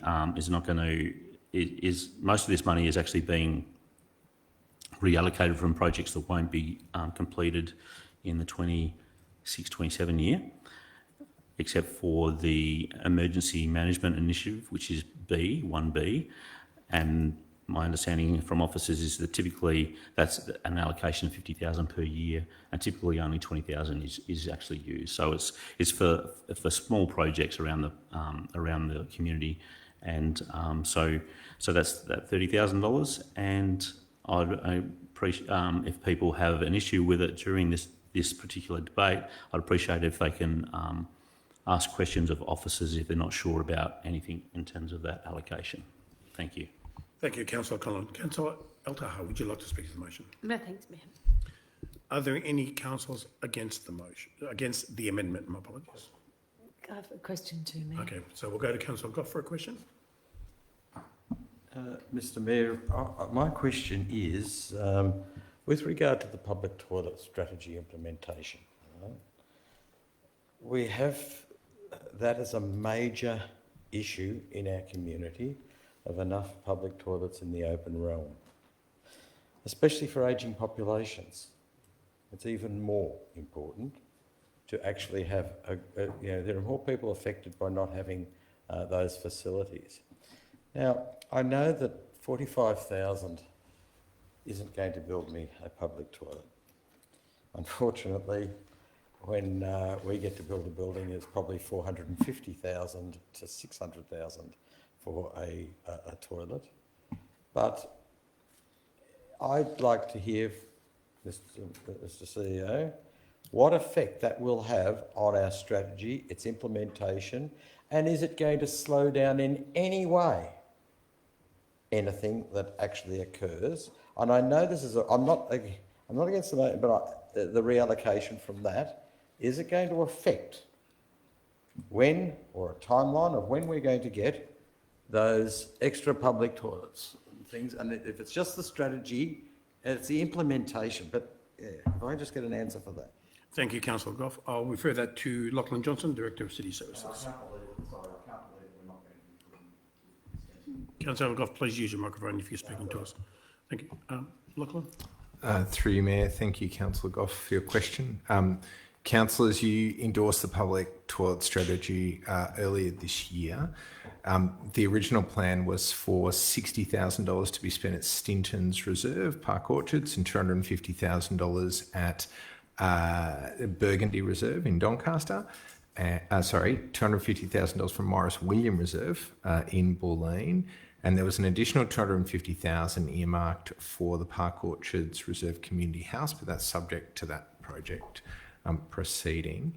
I'm advised by the team that given that when the policy was adopted by council, that we need additional time to be able to deliver those toilets. That means that both of those projects will potentially move across the financial year, so they'll commence work next year in 26-27, but they will cross across to 27-28, so at the end of June. And with that, there's an opportunity for some of that funding that was budgeted in the public toilet program that will not be needed next year. It will be needed the following year to finish those projects. So all the scope in the endorsed public toilet plan stays. They will be delivered early into the following financial year. So the amendment that's being considered this evening reallocates funding from the aggregated building renewals program in the 27-28 financial year to ensure those projects remain fully funded as per the program. But Councillor Goff, to your question, the timing on the delivery of those projects shifts a few months into the following financial year.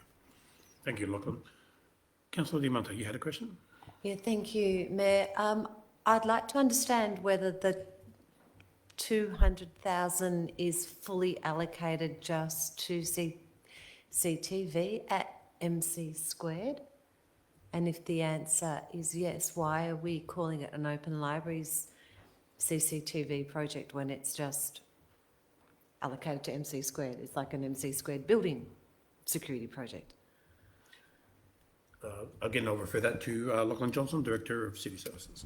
Through you, Mayor, yes, Councillor Diamonte, the CCTV investment will benefit the entire building. So to Councillor Conlon's point before, the other users will get benefit as well, even if we don't proceed with an Open Library CCTV project. So councillors could adjust that to clarify that it's actually for the MC Square building as a whole, not just the Open Libraries. So it won't go to any other of the libraries?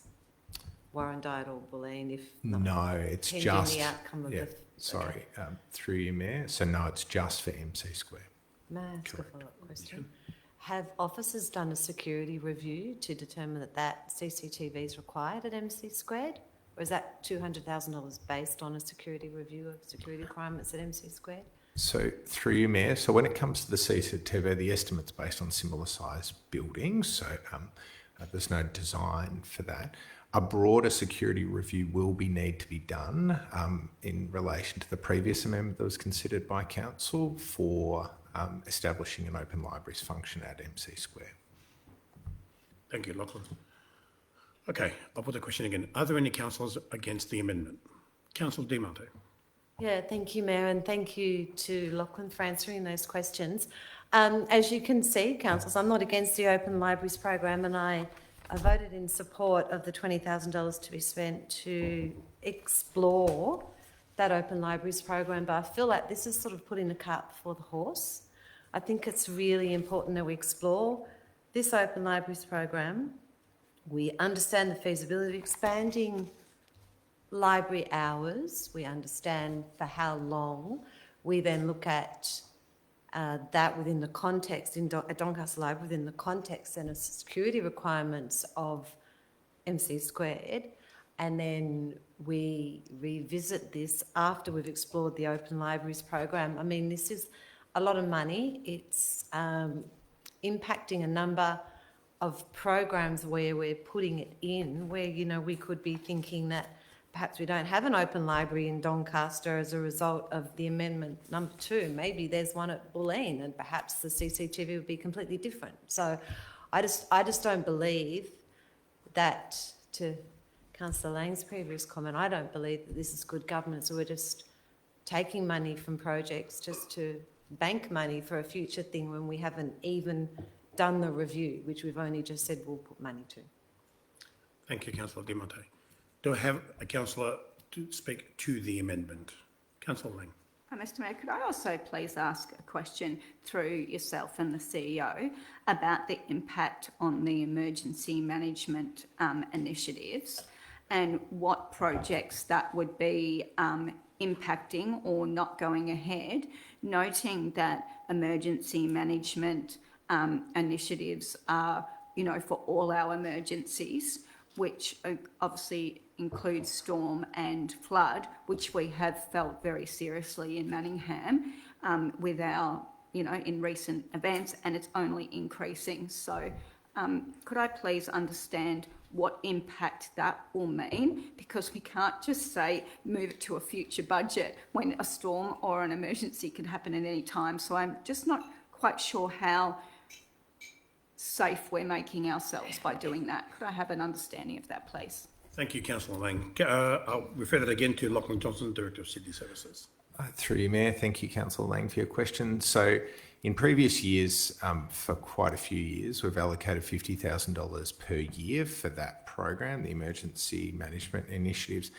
It covers a variety of different, really small-scale emergency things. So it might be upgrades in signage or bollards or things related to tanks and tank stands, those kind of things. On average, over the last 5 years, we've spent $20,000 of the $50,000.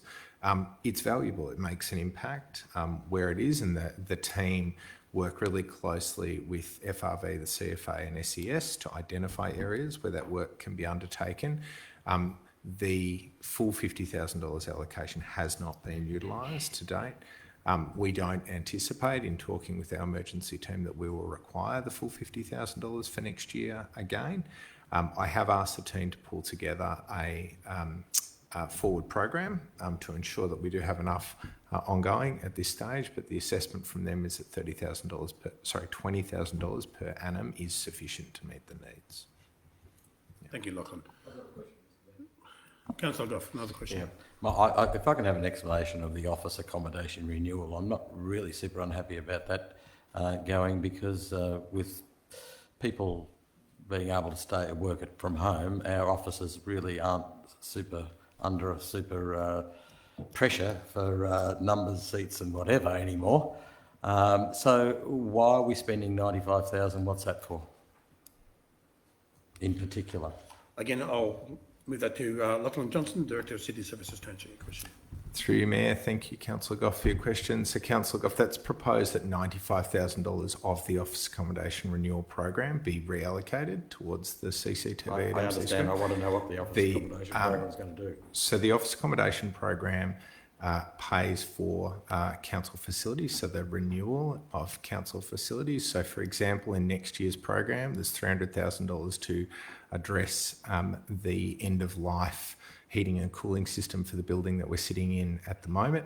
It also pays for other things such as roof replacements, it was recently utilised for responding to some damage or some end-of-life roof works at our operations centre in Doncaster East. It's used to manage those buildings each year. You're absolutely right that with changing workforce requirements, that there's less requirement to provide office space, given flexibility in those changing arrangements. That's something that we as an exec monitor very closely, and in particular in this building, we're looking at how we can reduce both operating expenditure and also renewal expenditure so that we're using these assets at the most cost-effective way that we possibly can. Thank you, Lachlan. Mr Mayor, I have a question on a follow-up question on that. Given the title office accommodation renewal, we haven't talked about that thought to me new desks, new equipment, new things like that. What we're talking about is the building. You referred to this building stuff. So is there a reason that we're using different terms to go into the one thing, like office accommodation renewal, and then we're talking about the heating system for the whole area? I just want to know. Jeff, can you use your microphone, please? Yeah, I'd just like to know why it would be under a office accommodation renewal, which to me is renewing the office areas or refurbishing them. Yep. Councillor Goff, what I'd like to do is we'll get that question answered. However, I need you to refer back to the amendment, the relevance of the amendment. Hold on. The relevance of the amendment, to bring it back into the amendment as opposed to going off track and going into why the money is allocated to a certain area. It's okay. Can I do that, Mr. Mayor? So, if you want to rephrase the question, but I can let the Director of City Services, Lachlan Johnson, answer that question as well. Well, the reason is I want to know what that money is spent on before I say that it's okay to go to another project. So I have to have a full understanding, Mr. Mayor, of what I am doing the place out of and what's not going to happen, and it's going to be reallocated. Is it urgent? Is it not urgent? If it's a heating system, it's probably an urgent amount of money if we're using that $95,000 to do it. But if we're not using the $95,000 to do it, then it's not an emergency, and I'm happy to support it. So that's why I'm asking these questions. Thank you. So I'll refer that back to Lachlan Johnson, Director of City Services. Through you, Mayor, thank you, Councillor Goff, for your follow-up question. So next year's program, once that $95,000, if that subject to councillors' direction on the amendment, if that funding is reallocated to the CCTV project, that will leave $225,000 in 26-27, of which $200,000 will be spent on approximately $200,000 will be spent on the heating and cooling upgrades or replacement of the end-of-life assets here in this building. The remaining $25,000 will be spent on things such as what you've said. So if there's any other works that are required, we may, for example, replace some of the aged facilities in the kitchenettes. There may be purchases of desks, although that's a very small spend for what we do from this particular fund. The vast majority of the $225,000 for 26-27 will be spent on the heating and cooling replacements in this building. Thank you, Lachlan. Okay, I'll put that question again. Do I have any speakers for the amendment? Do I have any speakers to the amendment? Mr. Mayor, I still don't understand. I'm sorry, Mr. Mayor, and I can't vote on this until I do. Are we saying that 95 has not been committed, or it has been committed to the heating and cooling for this year? I'll refer that question back to Lachlan Johnson, Director of Through City you, Services. Mayor, has not. So that $95,000 is not going towards the heating and cooling for next year. So let me be really clear, Councillor. Nothing that essentially needs to be done to our buildings will not be done as a result of removing this $95,000. So anything essential will continue to be done in next financial year.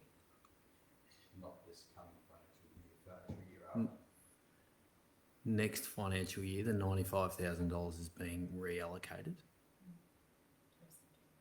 Because you haven't got anything to spend it on this year? No. What are we not buying that you did have allocated? That's what I'm asking. What we're going to use that for. Councillor Gough, can you please use the microphone? What I'm asking for is what was it going to be used for, or was it just a placeholder? You know, what was that 95,000 to be? You had budgeted something for 95,000. I want to know what that is, or was it just a placeholder that we always put 95,000 in for office accommodation? I'll refer again that to Lachlan Johnson, Director of City Services. Lachlan, if you can explain what the full budget was for that specific item, and then explain why the 95,000 has come across. So through you, Mayor, so to clarify, so in the current budget, in the previous budget, in the draft budget, there was $330,000 that was allocated towards office accommodation renewal next financial year. This amendment will transfer $95,000 of that budget across to the CCTV project. That leaves, as I said before, a bit over $200,000 in the budget for office accommodation for next year. That will go towards the heating and cooling works. The works that will not proceed next year, because that $95,000 are there, relates to general renewal. So I don't have a list specifically of what that is, but some examples of what that might include are, for example, replacing any of our aged equipment in our toilets, in our kitchenettes, replacement of carpet, or things like that where it is worn. So we have looked across the program and we've been able to defer that $95,000 worth of work. We would like to do it next year, but we don't have to do it next year. And so therefore, if it's council decision to allocate that money towards the CCTV project, we will look to do that work in the future. Thank you, Lachlan. Okay, I will put that motion again. Is there a speaker? Sorry, the amendment again. Is there a speaker for the amendment? Is there a speaker to the amendment? Oh, on that. So, Councillor Lang, did you want to speak to the amendment? Thank you. Thank you. Councillors, it is absolutely, again, I am not against enabling our library at MC Square, or the whole facilities and services at MC Square having great safety, especially if we expand the hours, and having CCTV. But my argument stands from my very first point in our First Amendment. I am absolutely for community safety and the ways in which we deliver community safety.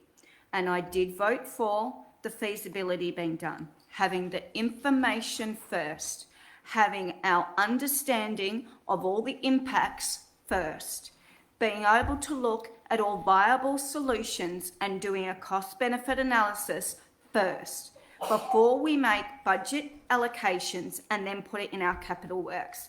It is about being financially wise, it is about being governance-wise, and it is about prioritising projects, because if we find through the feasibility that then this isn't needed, we have put projects back. Admittedly, maybe there's not, that they're not hugely impacted, but we don't know. And so therefore, without the right information first, I can't put my hand on my heart and make a good governance decision to reallocate money without fully understanding the impact and without doing the research first. We talk about being wise, we talk about understanding information, we talk about saying we need innovative options and not just doing things that we're standardly done, but looking at the best way to do it and looking at cost benefit and the impacting the most or having the most impact. But we're not doing it here tonight. So I am not against these projects, but I am against the mannerism in which we are doing them. Therefore, I will not be supporting this motion, and I encourage you to do the same. Thank you, Councillor Lang. Are there any other speakers to the amendment? I will now put the motion. Those in favour of the amendment? Councillor Grievous, Councillor Bain, Councillor Collin, Councillor Main. Those against the amendment. Councillor Diamante, Councillor Al-Taha, Councillor Goff, Councillor Chen. The amendment has been defeated, so that amendment has been taken off. Mayor, sorry to keep going, but I'd like to add one more amendment. This will be the last. So, if that's okay.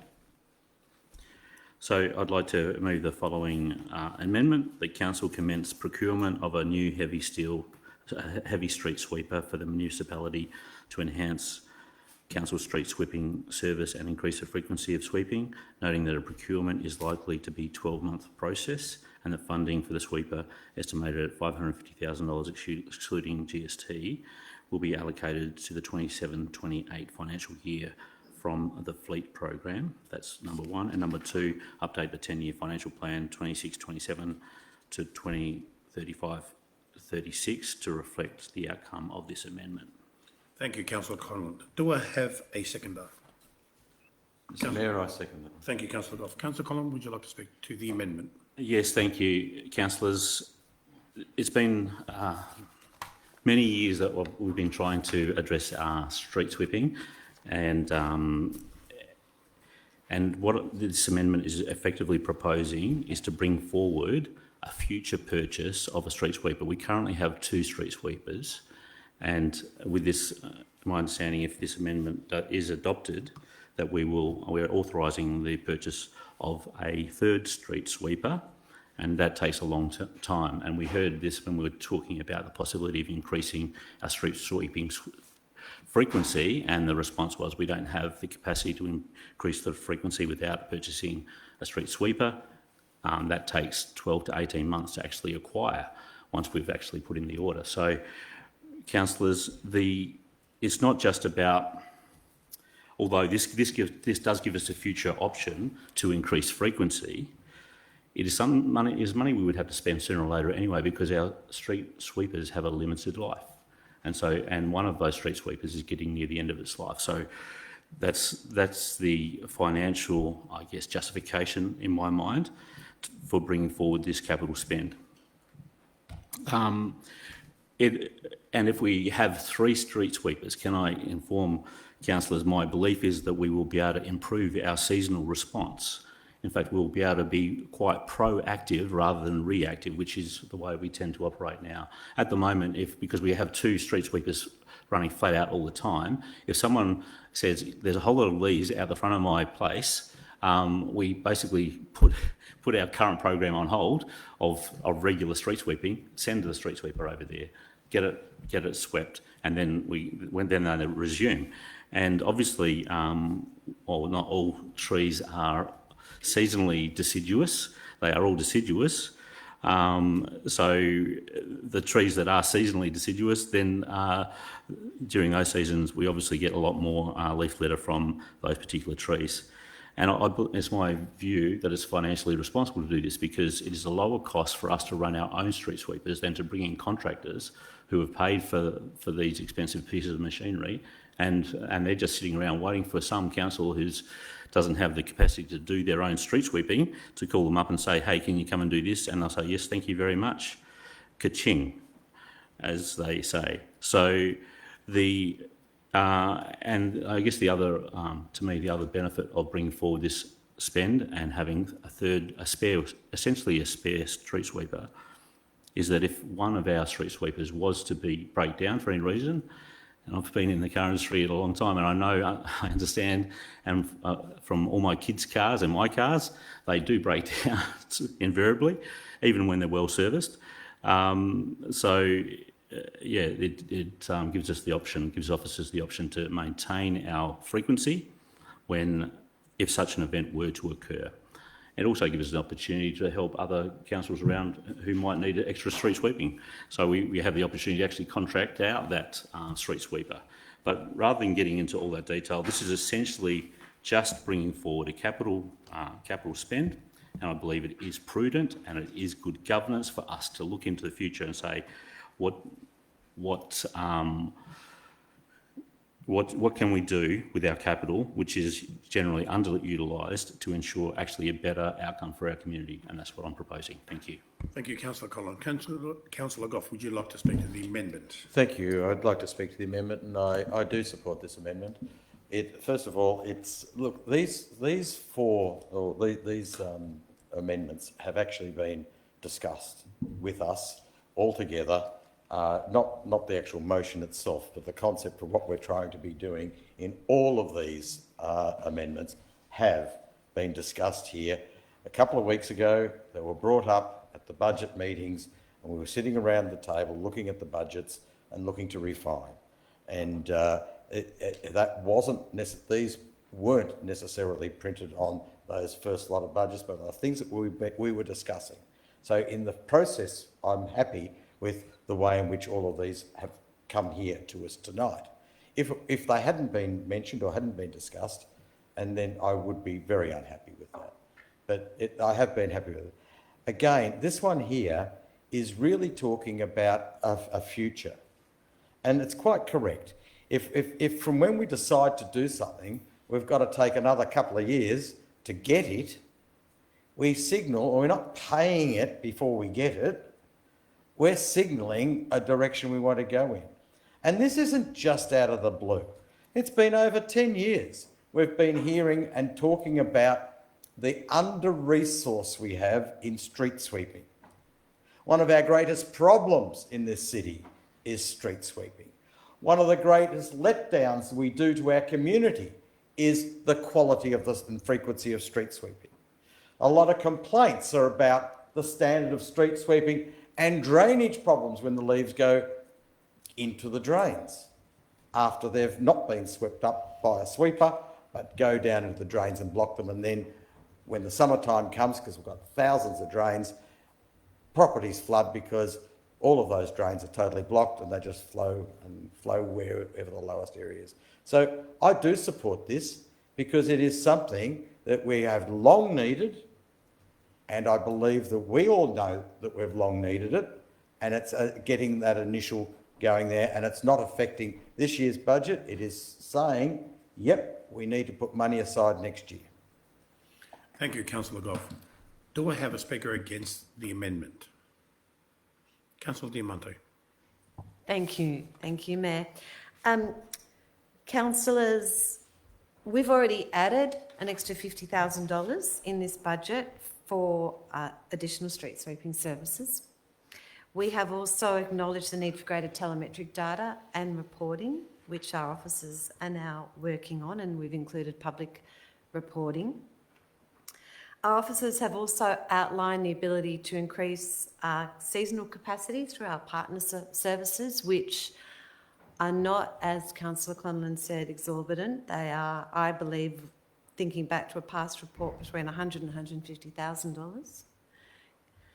So, councillors, we've got opportunities to increase our capacity and to increase our street sweeping frequency before making the commitment to go and spend more than $500,000. That's a significant amount of money, and I don't believe that that is going to necessarily generate the benefit for Manningham residents. Without us having a look at the additional $50,000 we've included, the ability to go and use our partner services, that does give us, using our partner services, 3 street sweepers that we can deploy, particularly in seasonal times. But we've had officers be so responsive in street sweeping in response to dust from the Northeast Link. So we do have a high level of responsiveness. The other thing I want to talk about is... Point of order, Mr Mayor. Relevance. What was claimed as inaccurate statements that the NELP ones are covering our street sweeper problems. Have we? I don't believe it's misleading, because I don't believe that we have our machines doing NELP project areas. I think, Mr Mayor, you might like to ask Lachlan Johnson how many times we've had to deploy our street sweepers to clean our streets in Doncaster, to clean the dust off the streets from NELP.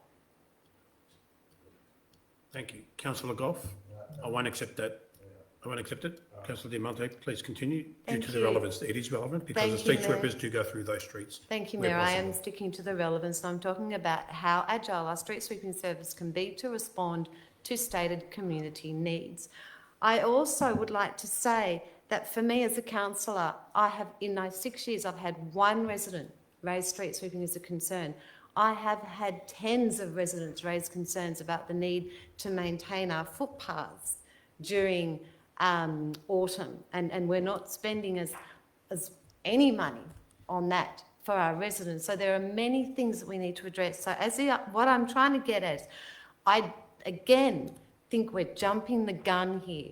Our officers have done a lot of work. They've allocated extra budget to increase our street sweeping frequency, to increase our capacity, to increase our visibility of the problem. This does not mean that we need to now go and allocate an extra more than $500,000 to buy another street sweeper right now. And I do not believe this is increasing any risk given the access to partners to be able to address any gap should something befall one of our existing street sweepers. So councillors, I urge you not to support this variation and for us to stay the course, understand the outcome of what has been proposed within the street sweeping program. Thank you, Councillor Diamante. Do I have a councillor to speak for the amendment? Councillor Chen, did you... May are I you ask going a to- question, You can ask a question, please? Councillor Chen. Mayor, I understand officers have installed telematics on our street sweepers. And to better understand how the new tracking technology is impacting our daily operations, I just wondering, could officers please provide a status update on the street sweepers' performance and the progress, and any data collecting so far to help us make informed decision? Thank you. Thank you, Councillor Chen. I'll refer that to Lachlan Johnson, Director of City Services. Through you, Mayor, thank you, Councillor Chen, for your question. And as has been discussed, Council has 2 street sweepers. They, generally speaking, they do different sections of the municipality, so the municipality is sort of segmented up. We've had telematics, which records not just the location of the sweeper, but also, so it's not just GPS, it also includes when the brush is down and the broom is spinning and the vacuum is on. So we can actually use that telematic data to detect not just that a sweeper has driven down a street, but that it's actually been undertaking cleansing activity there. We can't record how much material is collected in a street, but we can absolutely see where a sweeper has actually swept. So we've had the telematics system in one of the sweepers since earlier this year. We've just installed it in the second sweeper. So in about 3 months' time, we should see a good collection of data. Obviously not the seasonality, which has been spoken about responding to the peak fall from gum trees in summer and deciduous trees in autumn, but we will see a quarter of a year response for both sweepers. So we'll have that in about 3 months' time. Councillors would be aware as well that we do have a council plan action to investigate the effectiveness and look to improve the effectiveness of street sweeping, including making that information available to the website. Council officers have had a look at how some other councils, and I'd say it's highly varied, so some councils provide a lot of information on their website in terms of frequency and completion rates. Other councils provide very little. Our intent is to be able to provide that telematics data in some form to our community on the website in response to that council plan action, so that the community can also see that their streets have been swept and the frequency in which that has occurred. Thank you, Lachlan. I'll again put that forward for a councillor to speak to the amendment. Councillor Lang, you already spoke. You haven't on this one? No? Councillor Lang, so you're going to speak to them, to the amendment? Mr Mayor, I know I speak Thank a you. lot, but I haven't spoken yet.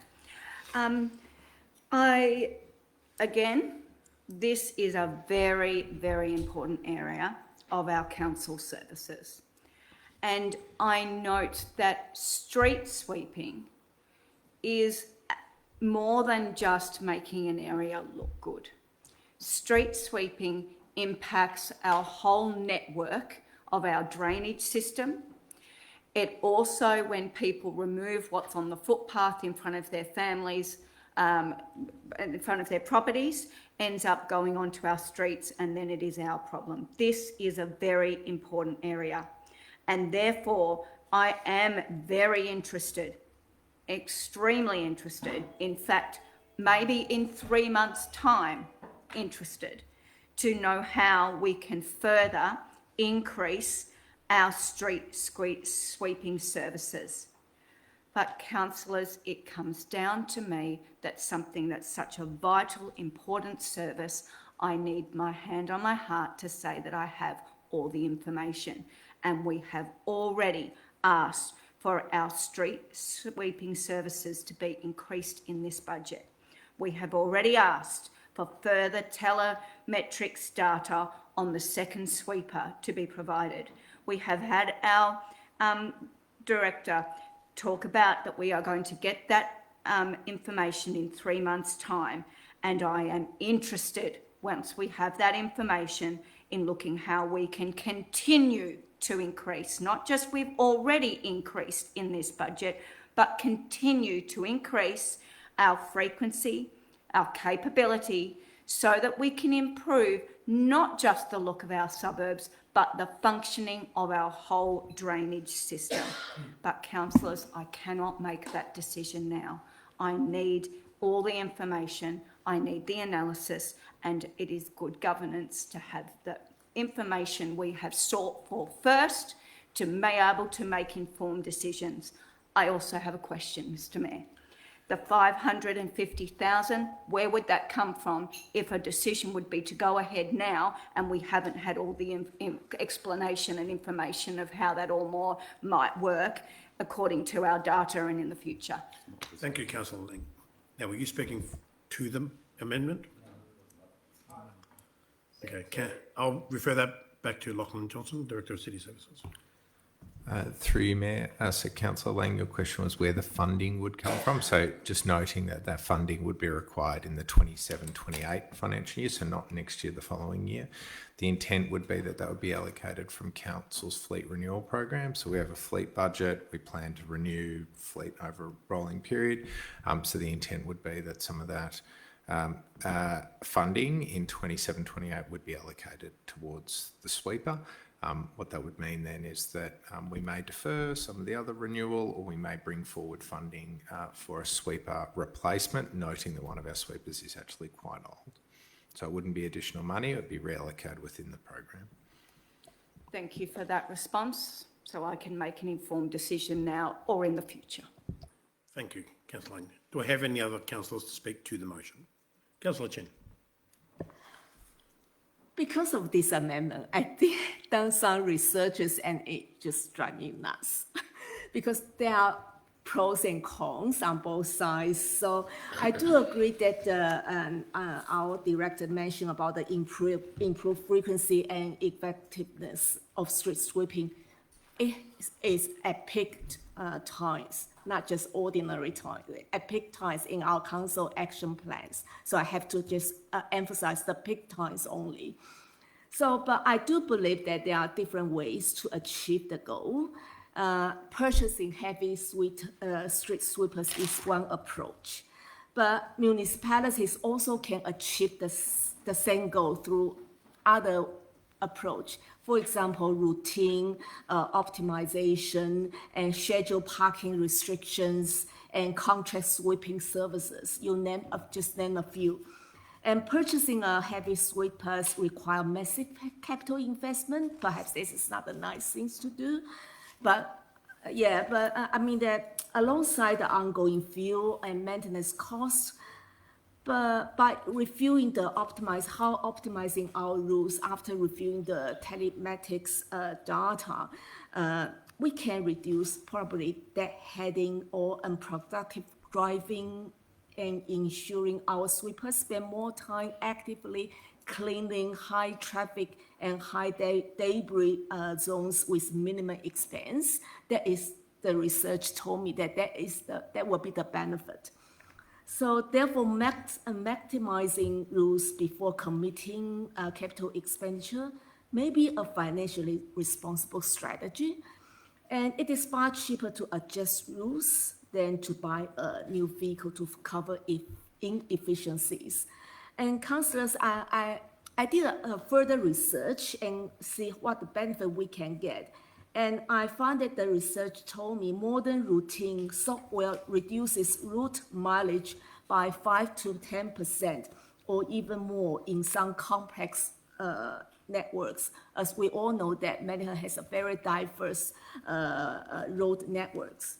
So route optimization balances workloads and eliminates guesswork and can increase drivers' productivity by 20% or more, and can ensure no street is missed while eliminating duplicate or wasted passes. And on the contrary, the research told me buying new vehicle before optimizing routes can actually be risky and inefficient. For example, buying the wrong size. Why we buy the wrong size is because purchasing sweepers based on outdated, non-optimized routes often lead to buying expensive, oversized, large size, unnecessary assets that increase. Thank you, Councillor Chen. That's time. I need extra time. Thank you. Can I have a mover for extended of time? Councillor Diamante and Councillor El Taha seconding. Can I put that motion? Is there an extension allowable under the amendment? Give us a moment, councillors.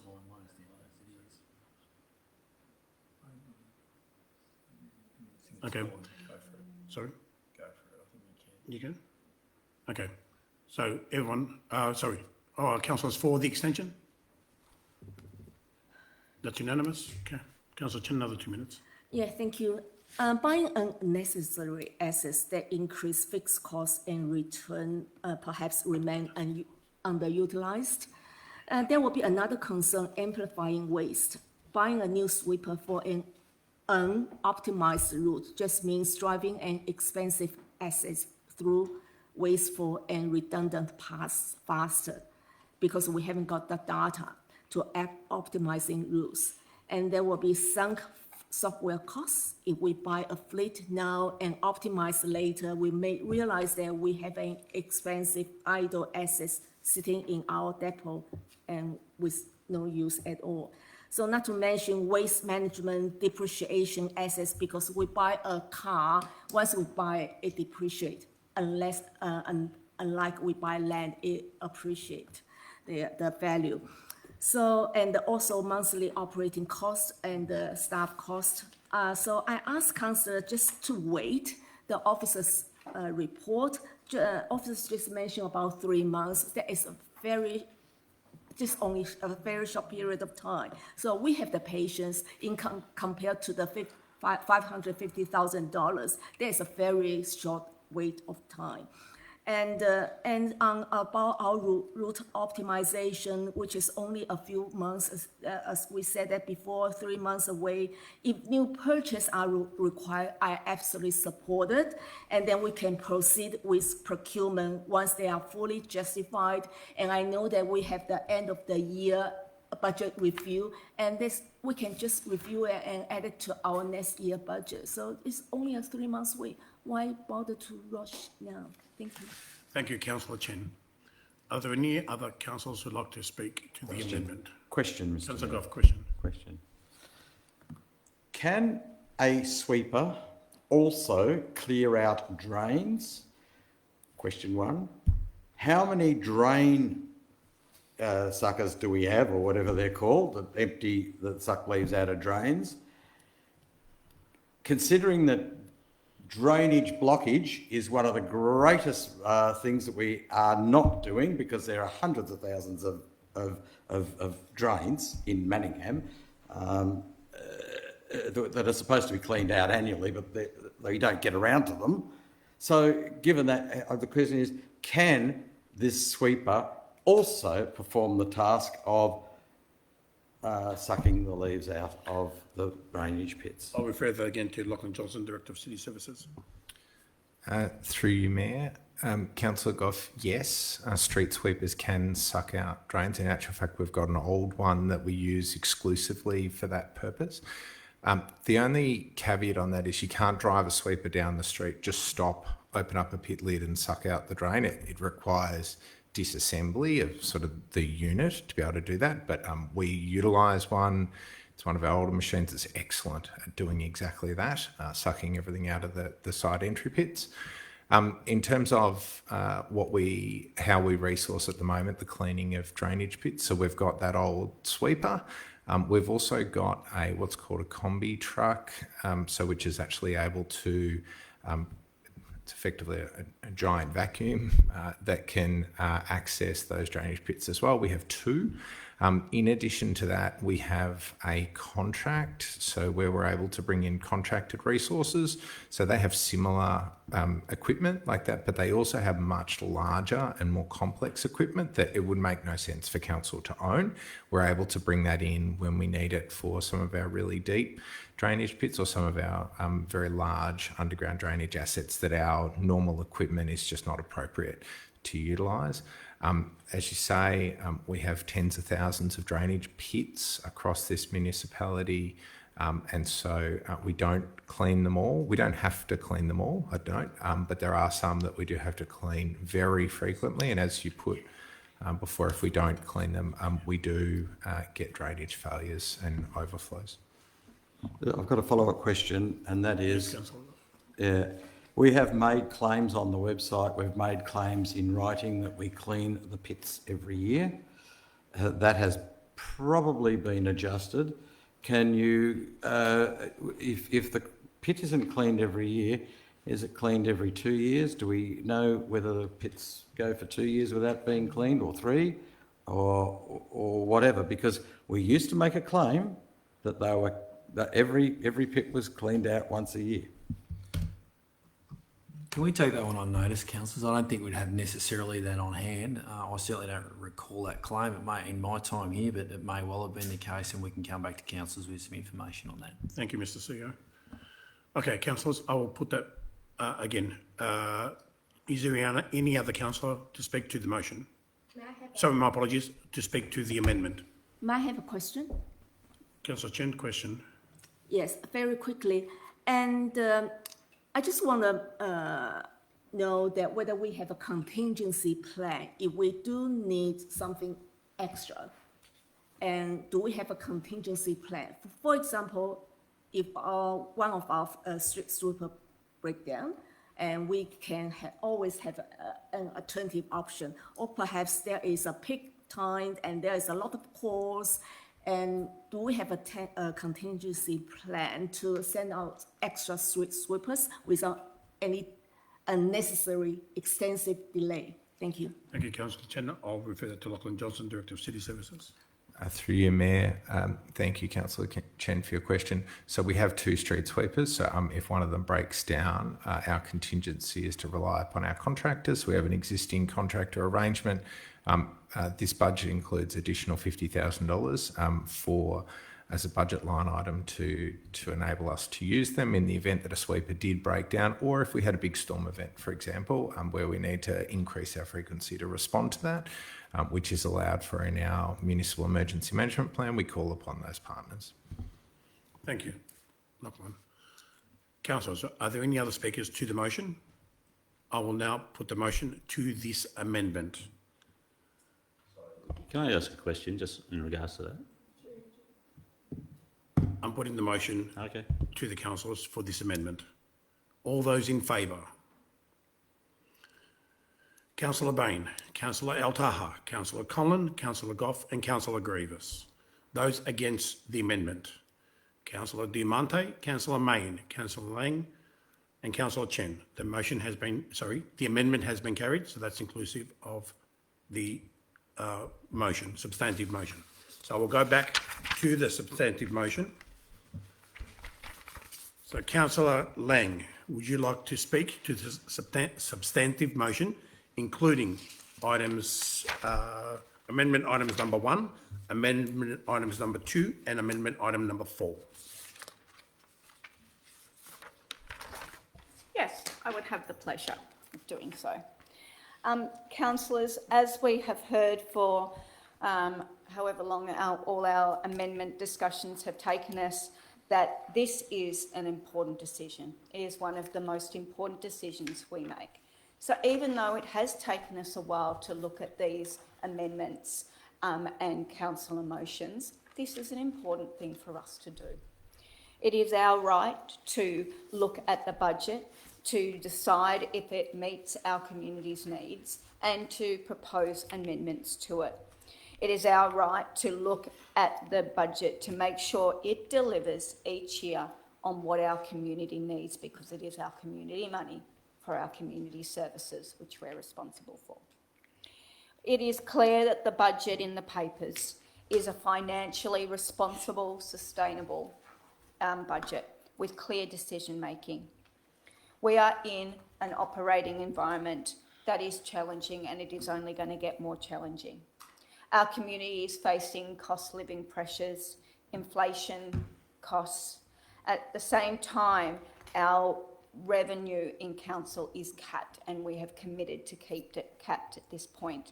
So the question I ask us is, as we continue to increase our services, we need to continue to increase our budget, which we don't have a means to do so at this point. However, I'm pleased to say that this budget is disciplined. It is a responsible budget. It does keep the rate caps at 2.75%. It does have the frozen waste charge service. We remain debt-free, and we are identifying efficiencies so that we have ongoing operational cost savings. And councillors, that's not an easy task, but it is one that has been committed through this budget. We have prioritised, made difficult decisions for the long-term sustainability of our community's money. What we have in front of us is a budget that aligns with our community priorities. It looks at our well-maintained parks and streets, and now with our additional street lighting allocation, to look at the gaps to make our community feel safer on our streets. It looks at good roads and infrastructure. It looks at quality sporting facilities. It looks at well-maintained streets and drainage through our increase in street sweeping services and the now purchase of an additional street sweeper. It also delivers our $29 million capital works program and a $28 million maintenance program to ensure our community's infrastructure is well maintained, and we are building new infrastructure and works which are for our community's benefit. Importantly, our budget is strategic and staged because we can't do everything all at once. Thirdly, our budget is long-term thinking, and when the 10-year financial plan is also a part of this suite of documents, that's that $500 million investment into our assets and our infrastructure, our community's assets and infrastructure. We're looking at not just numbers on a page, we are looking at putting towards roads, parks, drainage, community facilities, open space that our community needs now and in decades to come. So, councillors, with all the budget discussions that we've had this evening, we can say that this is a financially responsible budget, balancing the books, balancing all the different priorities, balancing our community's needs in a fair, compassionate and strategic way.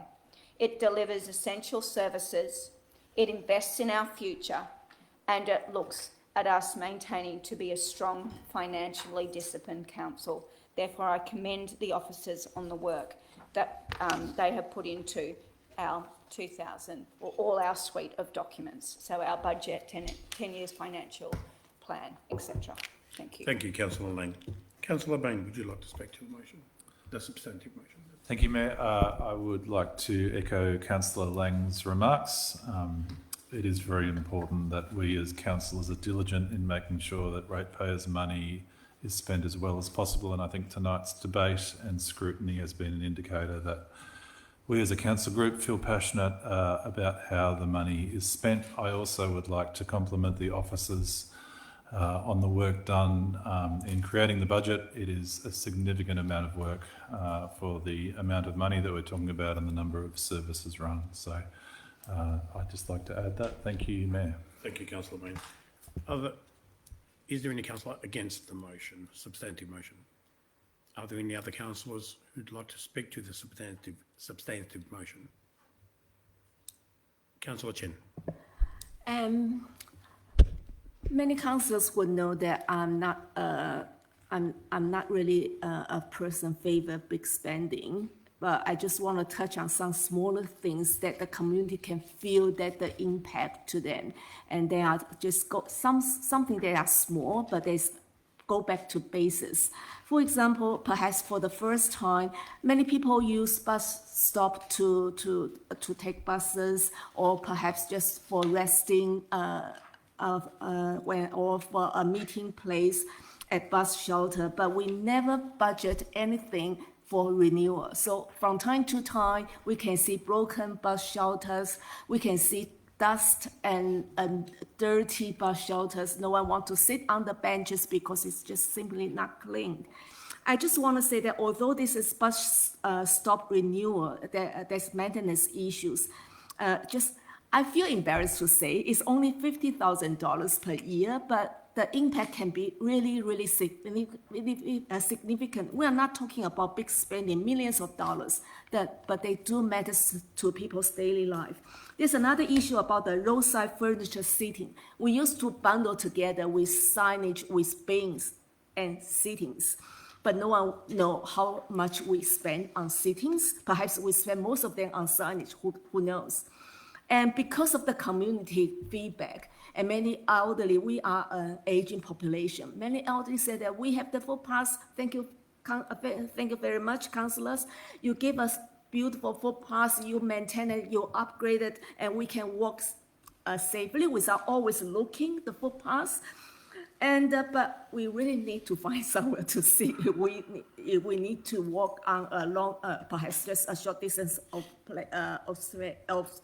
distance. So we need seating. Where can we find it? So this initiative can provide more rest points along walking routes at identified priority locations, and can improve comfort for pedestrians, seniors, people with mobility challenging, and encourage walking and active transport. So those provisions, that is guided by the draft active transport strategy and the age-friendly Manningham framework. So these small changes matter because they were informed by direct community engagement, responded directly to community identified needs, aligned with Council's commitment to an inclusive, connected community, and reflect real priorities. I have to say, real priorities and real issues for basic needs. Thank you, officers. Thank you, Councillor Chen. Are there any other councillors who'd like to speak to the motion? I'd like to say a few words as well. Firstly, can I thank the CEO and the directors for their work in getting this budget together.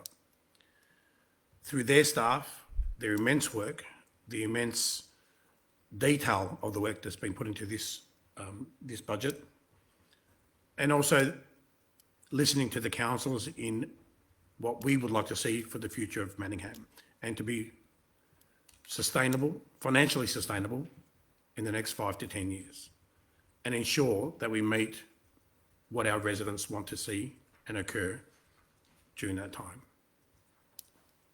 I want to thank you for all that, but I also want to thank the councillors for your insights, for your detailed analysis of this budget, and for your input into this budget as well. So as an organisation, we are all proud to put something forward as a council, as a holistic council. So I thank you for that. In saying that, I will now put the motion. All those in favour of this substantive motion? That is carried unanimously. Well done, everyone. I will now move on to item 12.4, revised procurement policy. Can I have a mover, please? I move that the motion be adopted, Mayor. Thank you, Councillor El Taha. Can I have a second? Sorry. And I just wish that the recommendation be adopted subject to point 1, and there's an amendment as follows. Number 1, that Council endorse the revised procurement policy shown at attachment 1 with an effective start date of 1st of October 2026 with the following amendment. That the fourth dot point of clause 4.4, value for money and quadruple bottom line, be replaced with the following amended text. Champion sustainable and ethical procurement, engaging suppliers who demonstrate fair, ethical and socially responsible practices and who meet legislative and regulatory obligations such as workplace safety, human rights and modern slavery. Thank you, Mayor. Thank you, Councillor El Taha. Can I have a seconder for that motion and amendment? Councillor Di Monte. Councillor El Taha, would you like to speak to the motion? Yes, thank you, Mayor. In line with the Local Government Act of 2020, Manningham Council is due to review its procurement policy, and this current policy proposed outlines the principles, processes and procedures in respect to how Manningham purchases goods and services to ensure good governance and transparency. This policy has streamlined some implemented efficiencies based on the Municipal Association of Victoria policy, as well as focus on working with the Eastern Region Group of Councils to identify areas of efficiency and consistency. A solid procurement policy is pivotal, spanning several areas of Council's operations, including cost and value optimisation for our ratepayers, minimising risk of Council operations for us as a Council, supporting our transparency and good governance, as well as ensuring that procurement decisions align with our values. As such, its key guiding principles outlined in the revised policy are as follows. Section 4.1, probity, accountability and transparency. Section 4.2, disclosures of information. Section 4.3, strategic procurement. And Section 4.4, value for money and quadruple bottom line, which ensures consideration of economic factors, environmental factors, social factors and ethical considerations. To expand on the quadruple bottom line, I think it's really important to state that councils have a responsibility over ratepayers' funds, and a pivotal part of procurement has to be an assessment of cost and ensuring that nothing exorbitant or wasteful is spent. Similarly, it is also the role for us as a council to be a role model in the community and show commitment to best-in-class practices by ensuring that environmental considerations are taken into account when assessing suppliers, upholding our social values and consistently making ethical purchasing choices. It is our privilege and responsibility to ensure that public funds are used to support suppliers who undertake best practices in their own operations with regards to these terms and factors, as well as us considering the financial bottom line for our ratepayers. There are also in this policy key changes to procurement thresholds that ensure greater effectiveness, and for anyone who wants to assess the specific changes to these, they are summarised in the council papers on page 292 for reference for the community. Overall, the revised policy continues to align with the Local Government Act, with our own internal council plan and best practice procurement guidelines. The core principles of value for money, probity, transparency, ethical guidance and fairness remain unchanged in this policy, and I think that it should be supported by councillors. Thank you. Thank you, Councillor El Taha. Councillor Di Monte. Yeah, thank you, Mayor, and thank you, Councillor El Taha, for that overview. I just want to very briefly touch on the strengthening the governance, because I'm a big believer that procurement should be enabling outcomes, and procurement policies and practices should enable value for money outcomes, not be a policing function.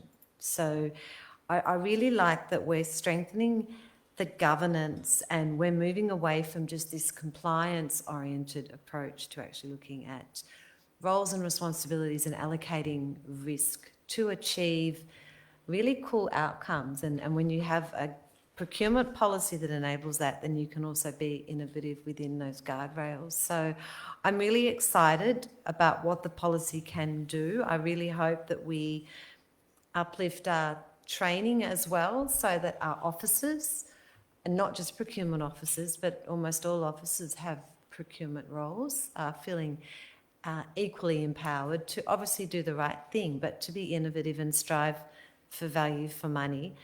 I also am so pleased that commitment to continue to work with the Eastern Region Group of Councils is in the policy. It flows on from our commitment in the council plan, and we're all aware, councillors, that we need to enhance our service delivery. We often need to do a lot more than what we can do within our rate-capped environment. So this is a really exciting opportunity for us to use our procurement approach and also our shared service framework with the Eastern Region Group of Councils to, again, strive for value for money. So I thank officers for their work, and I look forward to seeing how this is implemented across the organisation, and I encourage the councillors to support it.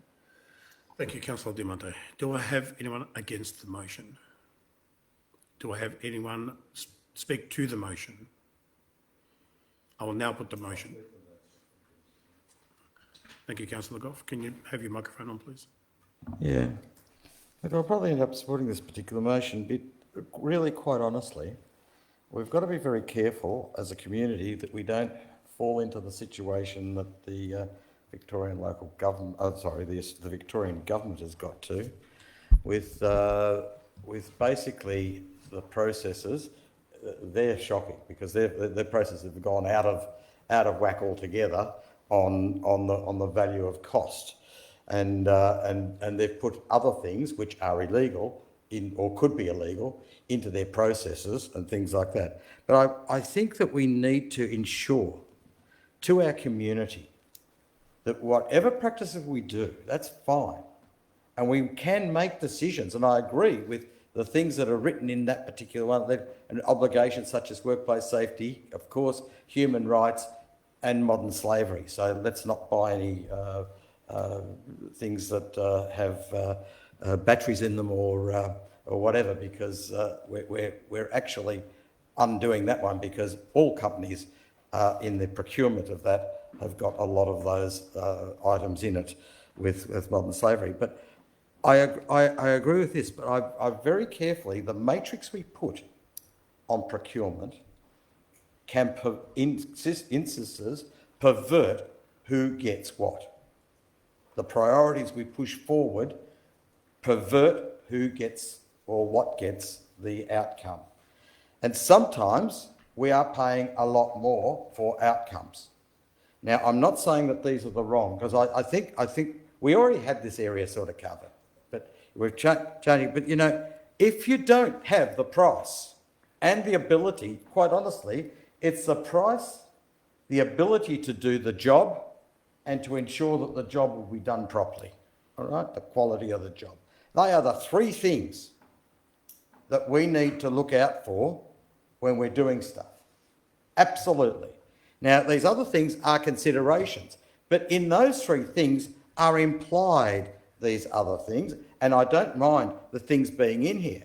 But let's not face it, the ratepayers expect the best and most cost-effective way of doing things. And if we have where people come out pretty average in the centre and we choose to do something else, I would like to see that announced publicly at the council meeting, that we paid more for this because we're going to stand on our things into the future. That's into the future. Sorry, point of order, Mayor. Sorry. Yep, what's the point of order, Councillor? I think that's improper. I don't think there's anything in this policy, No, I'm Councillor saying- Goff, that says that if someone comes out in the middle, we're going to select them. No, Like the I'm whole not saying that. policy No, is no, no, no. focused on value for money. Yeah, well, yeah, that's what I'm saying. I'm saying if we are... Yeah, hold on. Thank you, Councillor De Monte. You've ruled a point of order. I don't accept that point of order because Jeff makes a point as well, as we want to have the best ability, value for money for what we purchase, and ensure that we, even if it costs more, is it still value for money? Yes, it could be. So I don't accept that point of order. Mr Mayor, the structure of what you have in your criteria for selection can, the point for whatever and the points for whatever that are allocated into that can have drastic changes on how things stack Thank you, up. Councillor Goff, that's your 3 minutes. Did you want extra time? No. I agree. I just think that we need to. Is that a yes or a no, Councillor Goff? No. Thank you. Look, I've made the point. Yep. Thank you, Councillor Goff. Thank you. Okay. Did you want to ask a question? Okay. No. You can close, but you wait for your close, yeah? Okay, so are there any councillors who would like to speak to the motion? Okay, do we have anyone against the motion? No. So we don't, you still allowed to close? Still allowed to Okay. close, yep. Councillor Chen? Yes, you can ask a question. Thank you, Mayor. And I think the Councillor Jeff is concerning about the value for money principle, is that correct? Yeah. And I just counted there are 8 bullet points. So I think your point probably, your concerns probably, the supplier need to meet all 8 bullet points, or especially, for example, encouraging, that's fine. And there are some very demanding, I mean, the very specific demand, engaging So Councillor suppliers. Chen, what's the question that you need to put forward? Engaging suppliers, I already asked my first questions. Do they need to meet all 8 points of principles on page 304 and page 11 of the policy? And I think that is your point. Mr CEO, can I put that question Yeah, through to you? I'll quickly answer that one. So in terms of applying the value for money principle, what occurs is in assessing it. So, and again, it depends on the size of the tender or the contract or the quotation. Officers apply each of those principles in making a final decision. Now, it depends on at different points in time. There's obviously the percentage of allocation in terms of the raw scoring, but these are all of the factors that are looked into. So you're not knocked out if you don't reach one of those principles. They are principles that are used in terms of making that final decision from a value for money perspective. So you're not excluded if you don't reach one of those principles. So may I ask for the question? And based on your answer, will that be a metric on operational level? Including, for example, 10 points for the first bullet point, 20 points for the second one? They're not criteria, they're principles that are applied. Yep. That's it, Councillor, that's it? Okay. Sorry, can I have a question which might help Councillor clarify? Conlon, question?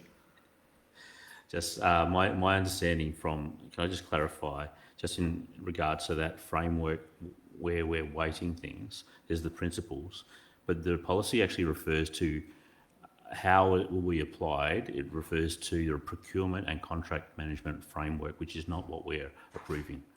That's my understanding, is that that these are broad principles. Is that correct? That's and right. and the detail is in that other document, which is that the procurement and contract management That's framework. correct. Thank you. Councillor. Yep. Thank you. Okay, are there any other councillors who want to speak to the motion? Councillor Taha, would you like to write a reply? Yes, thank you very much, Thank you, Mayor. you have 2 minutes. Okay, I don't disagree, Councillor Goff, with your belief that we owe our ratepayers absolute value for money through our procurement as councillors and through the council function. I just do very much strongly believe that there is definitely a cohort in the community, and perhaps it's just differences across the spectrum, but people also do really value that their dollars being put towards things that uphold ethical standards. And I just want to make the point that I think that this policy does a good job of balancing things across that spectrum and showing that ultimately the financial metrics are in some ways put first and that they matter, but we do also then just go and look at these other things as well, because it is our responsibility to give our dollars to the people doing the right things. I don't necessarily want to give our dollars to the person doing it the cheapest and the dirtiest if they're cutting corners, and often that can be the way things result. So I think it provides a good backbone for us as council to make decisions that uphold our values towards supporting people in our community or suppliers across our supply chain doing the right thing. Thank you, everyone. Thank you, Councillor El Taha. Okay, I will now put the motion. All those in favour of the motion with the amendment? That is carried unanimously.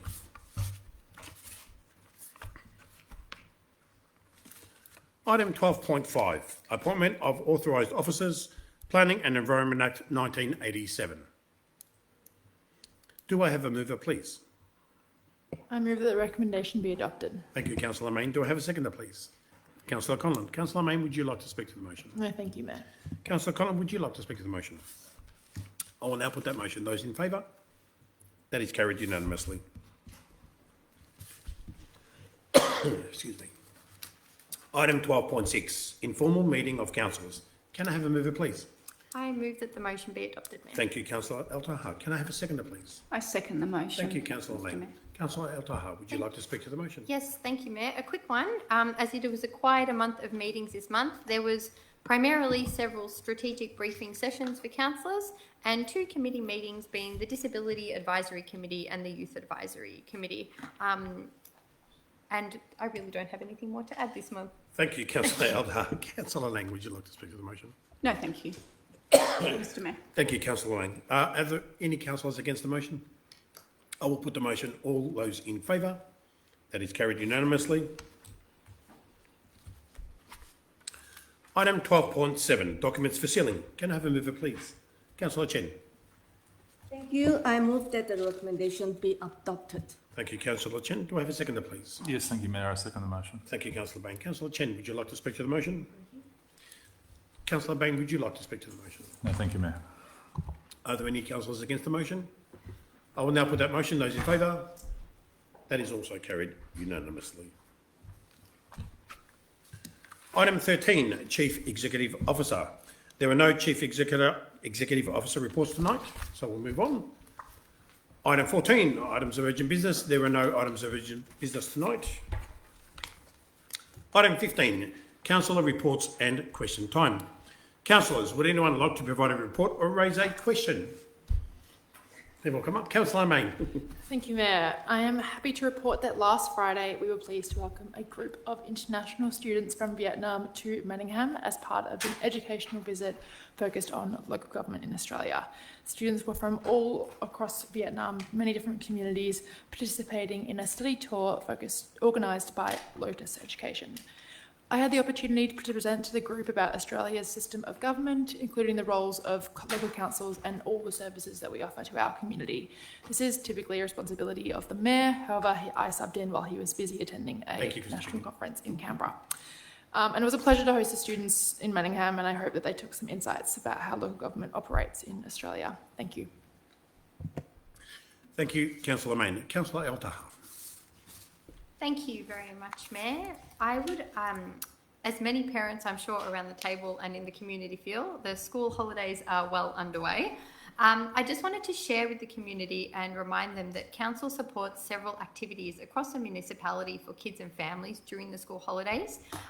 These are at some of our stadiums in different locations, as well as many activities offered by the library.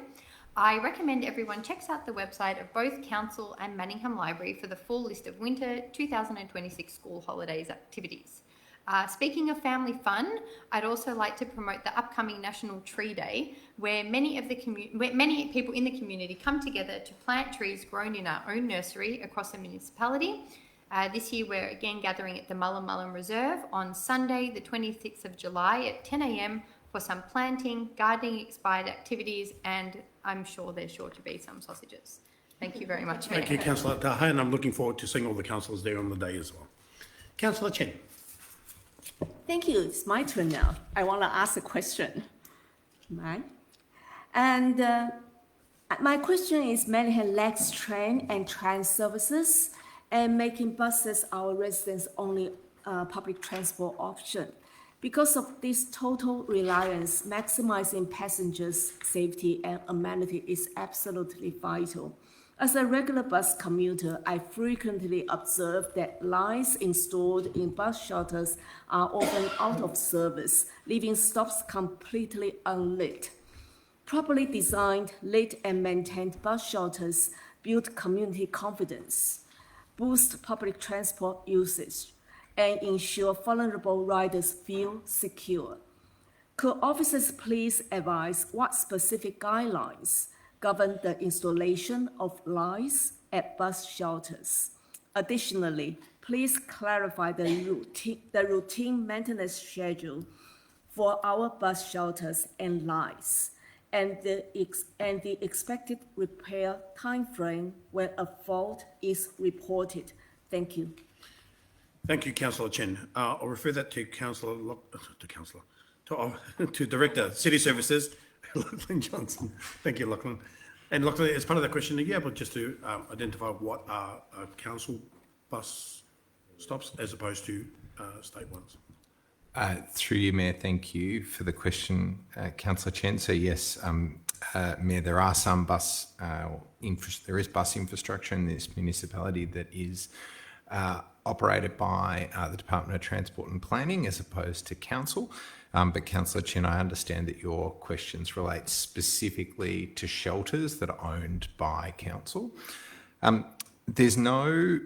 So the installation of lighting, so it's not a short answer. The installation of lighting at bus shelters is not governed by a single mandatory standard or policy position of council. Rather, the provision of lighting is assessed on a case-by-case basis where a location is considered suitable and technically feasible. We do often install lights in shelters, but there are many shelters across the municipality that don't have them.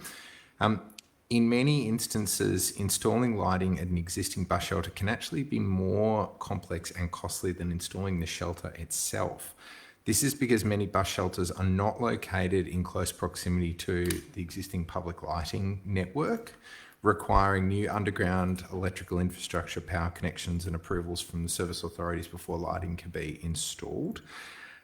The assessment of lighting at bus shelters is informed by a range of different engineering and transport planning and community safety considerations.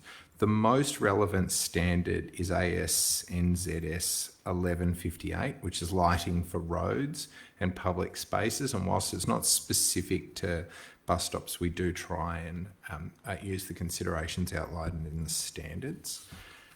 With regards to your other questions, sorry,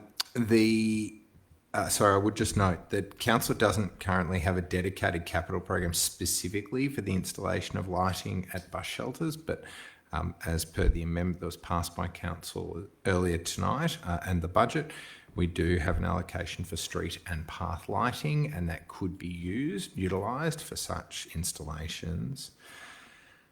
Can you please clarify the routine maintenance schedule? So council currently maintains bus shelters and associated lighting on a reactive maintenance basis. So where a fault is identified through inspections or reported by the community or identified by council officers, the issue is referred to council's maintenance contractor for investigation and rectification. So that might be things like vandalism, dump rubbish, things like that. Council also monitors the condition of its assets through a broader asset management condition program where bus shelters are inspected every few years for overall condition, but we don't have a proactive cleaning schedule for bus shelters. When issues are reported to council, we have what's called an SLA or a service level agreement where issues will be resolved within 10 days. If it's an urgent issue that relates to public safety, it will be prioritised and responded to much more quickly than that. Thank you, Lachlan. Are there any other councillors who'd like to? Councillor Collin? Thank you, Mayor. I have a question for officers regarding the intersection of Harris Gully Road and Tyndalls Road. It's actually the start of Harris Gully Road. It's out the front of 246 Tyndalls Road. Regarding the traffic island that runs up Tyndalls Road, I guess northwest probably, and there used to be a keep left sign that has now disappeared. The stop sign keeps getting knocked over, but thankfully that keeps on getting replaced.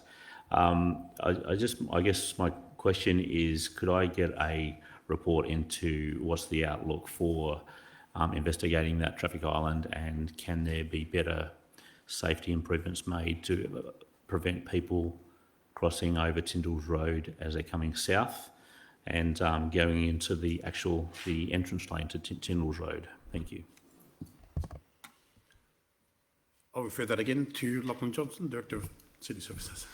Through you, Mayor. Thank you for the question, Councillor Conlon. Yes, the keep left on the traffic splitter island there does keep getting knocked over regularly.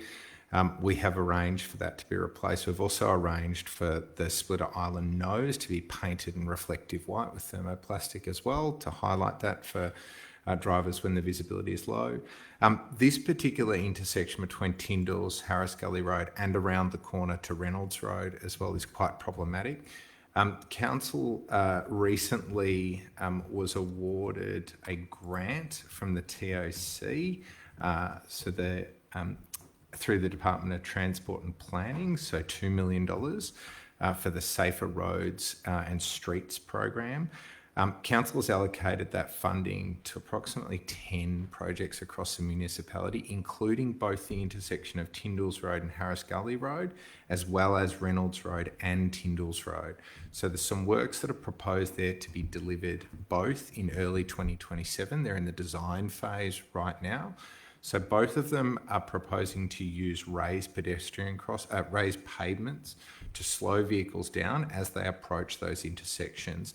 Given that those intersections involve roads meeting at obtuse angles, they're not modern design, and so the best practice road safety approach is to slow vehicles down significantly before they reach the intersection to improve sightlines and visibility for both the driver that's subject to the traffic control device, but also those passing on the road that has through. Thank you, Councillor Conlon. Are there any other councillors who'd like to put a report or question through? I'd like to put something through as well. Recently we attended, we attended with Councillor Chen there as well, the Rotary Primary School speech competitions for the Templestowe schools. Councillors, let me just tell you, the amazing kids who get up and actually speak in front of people and have such a wonderful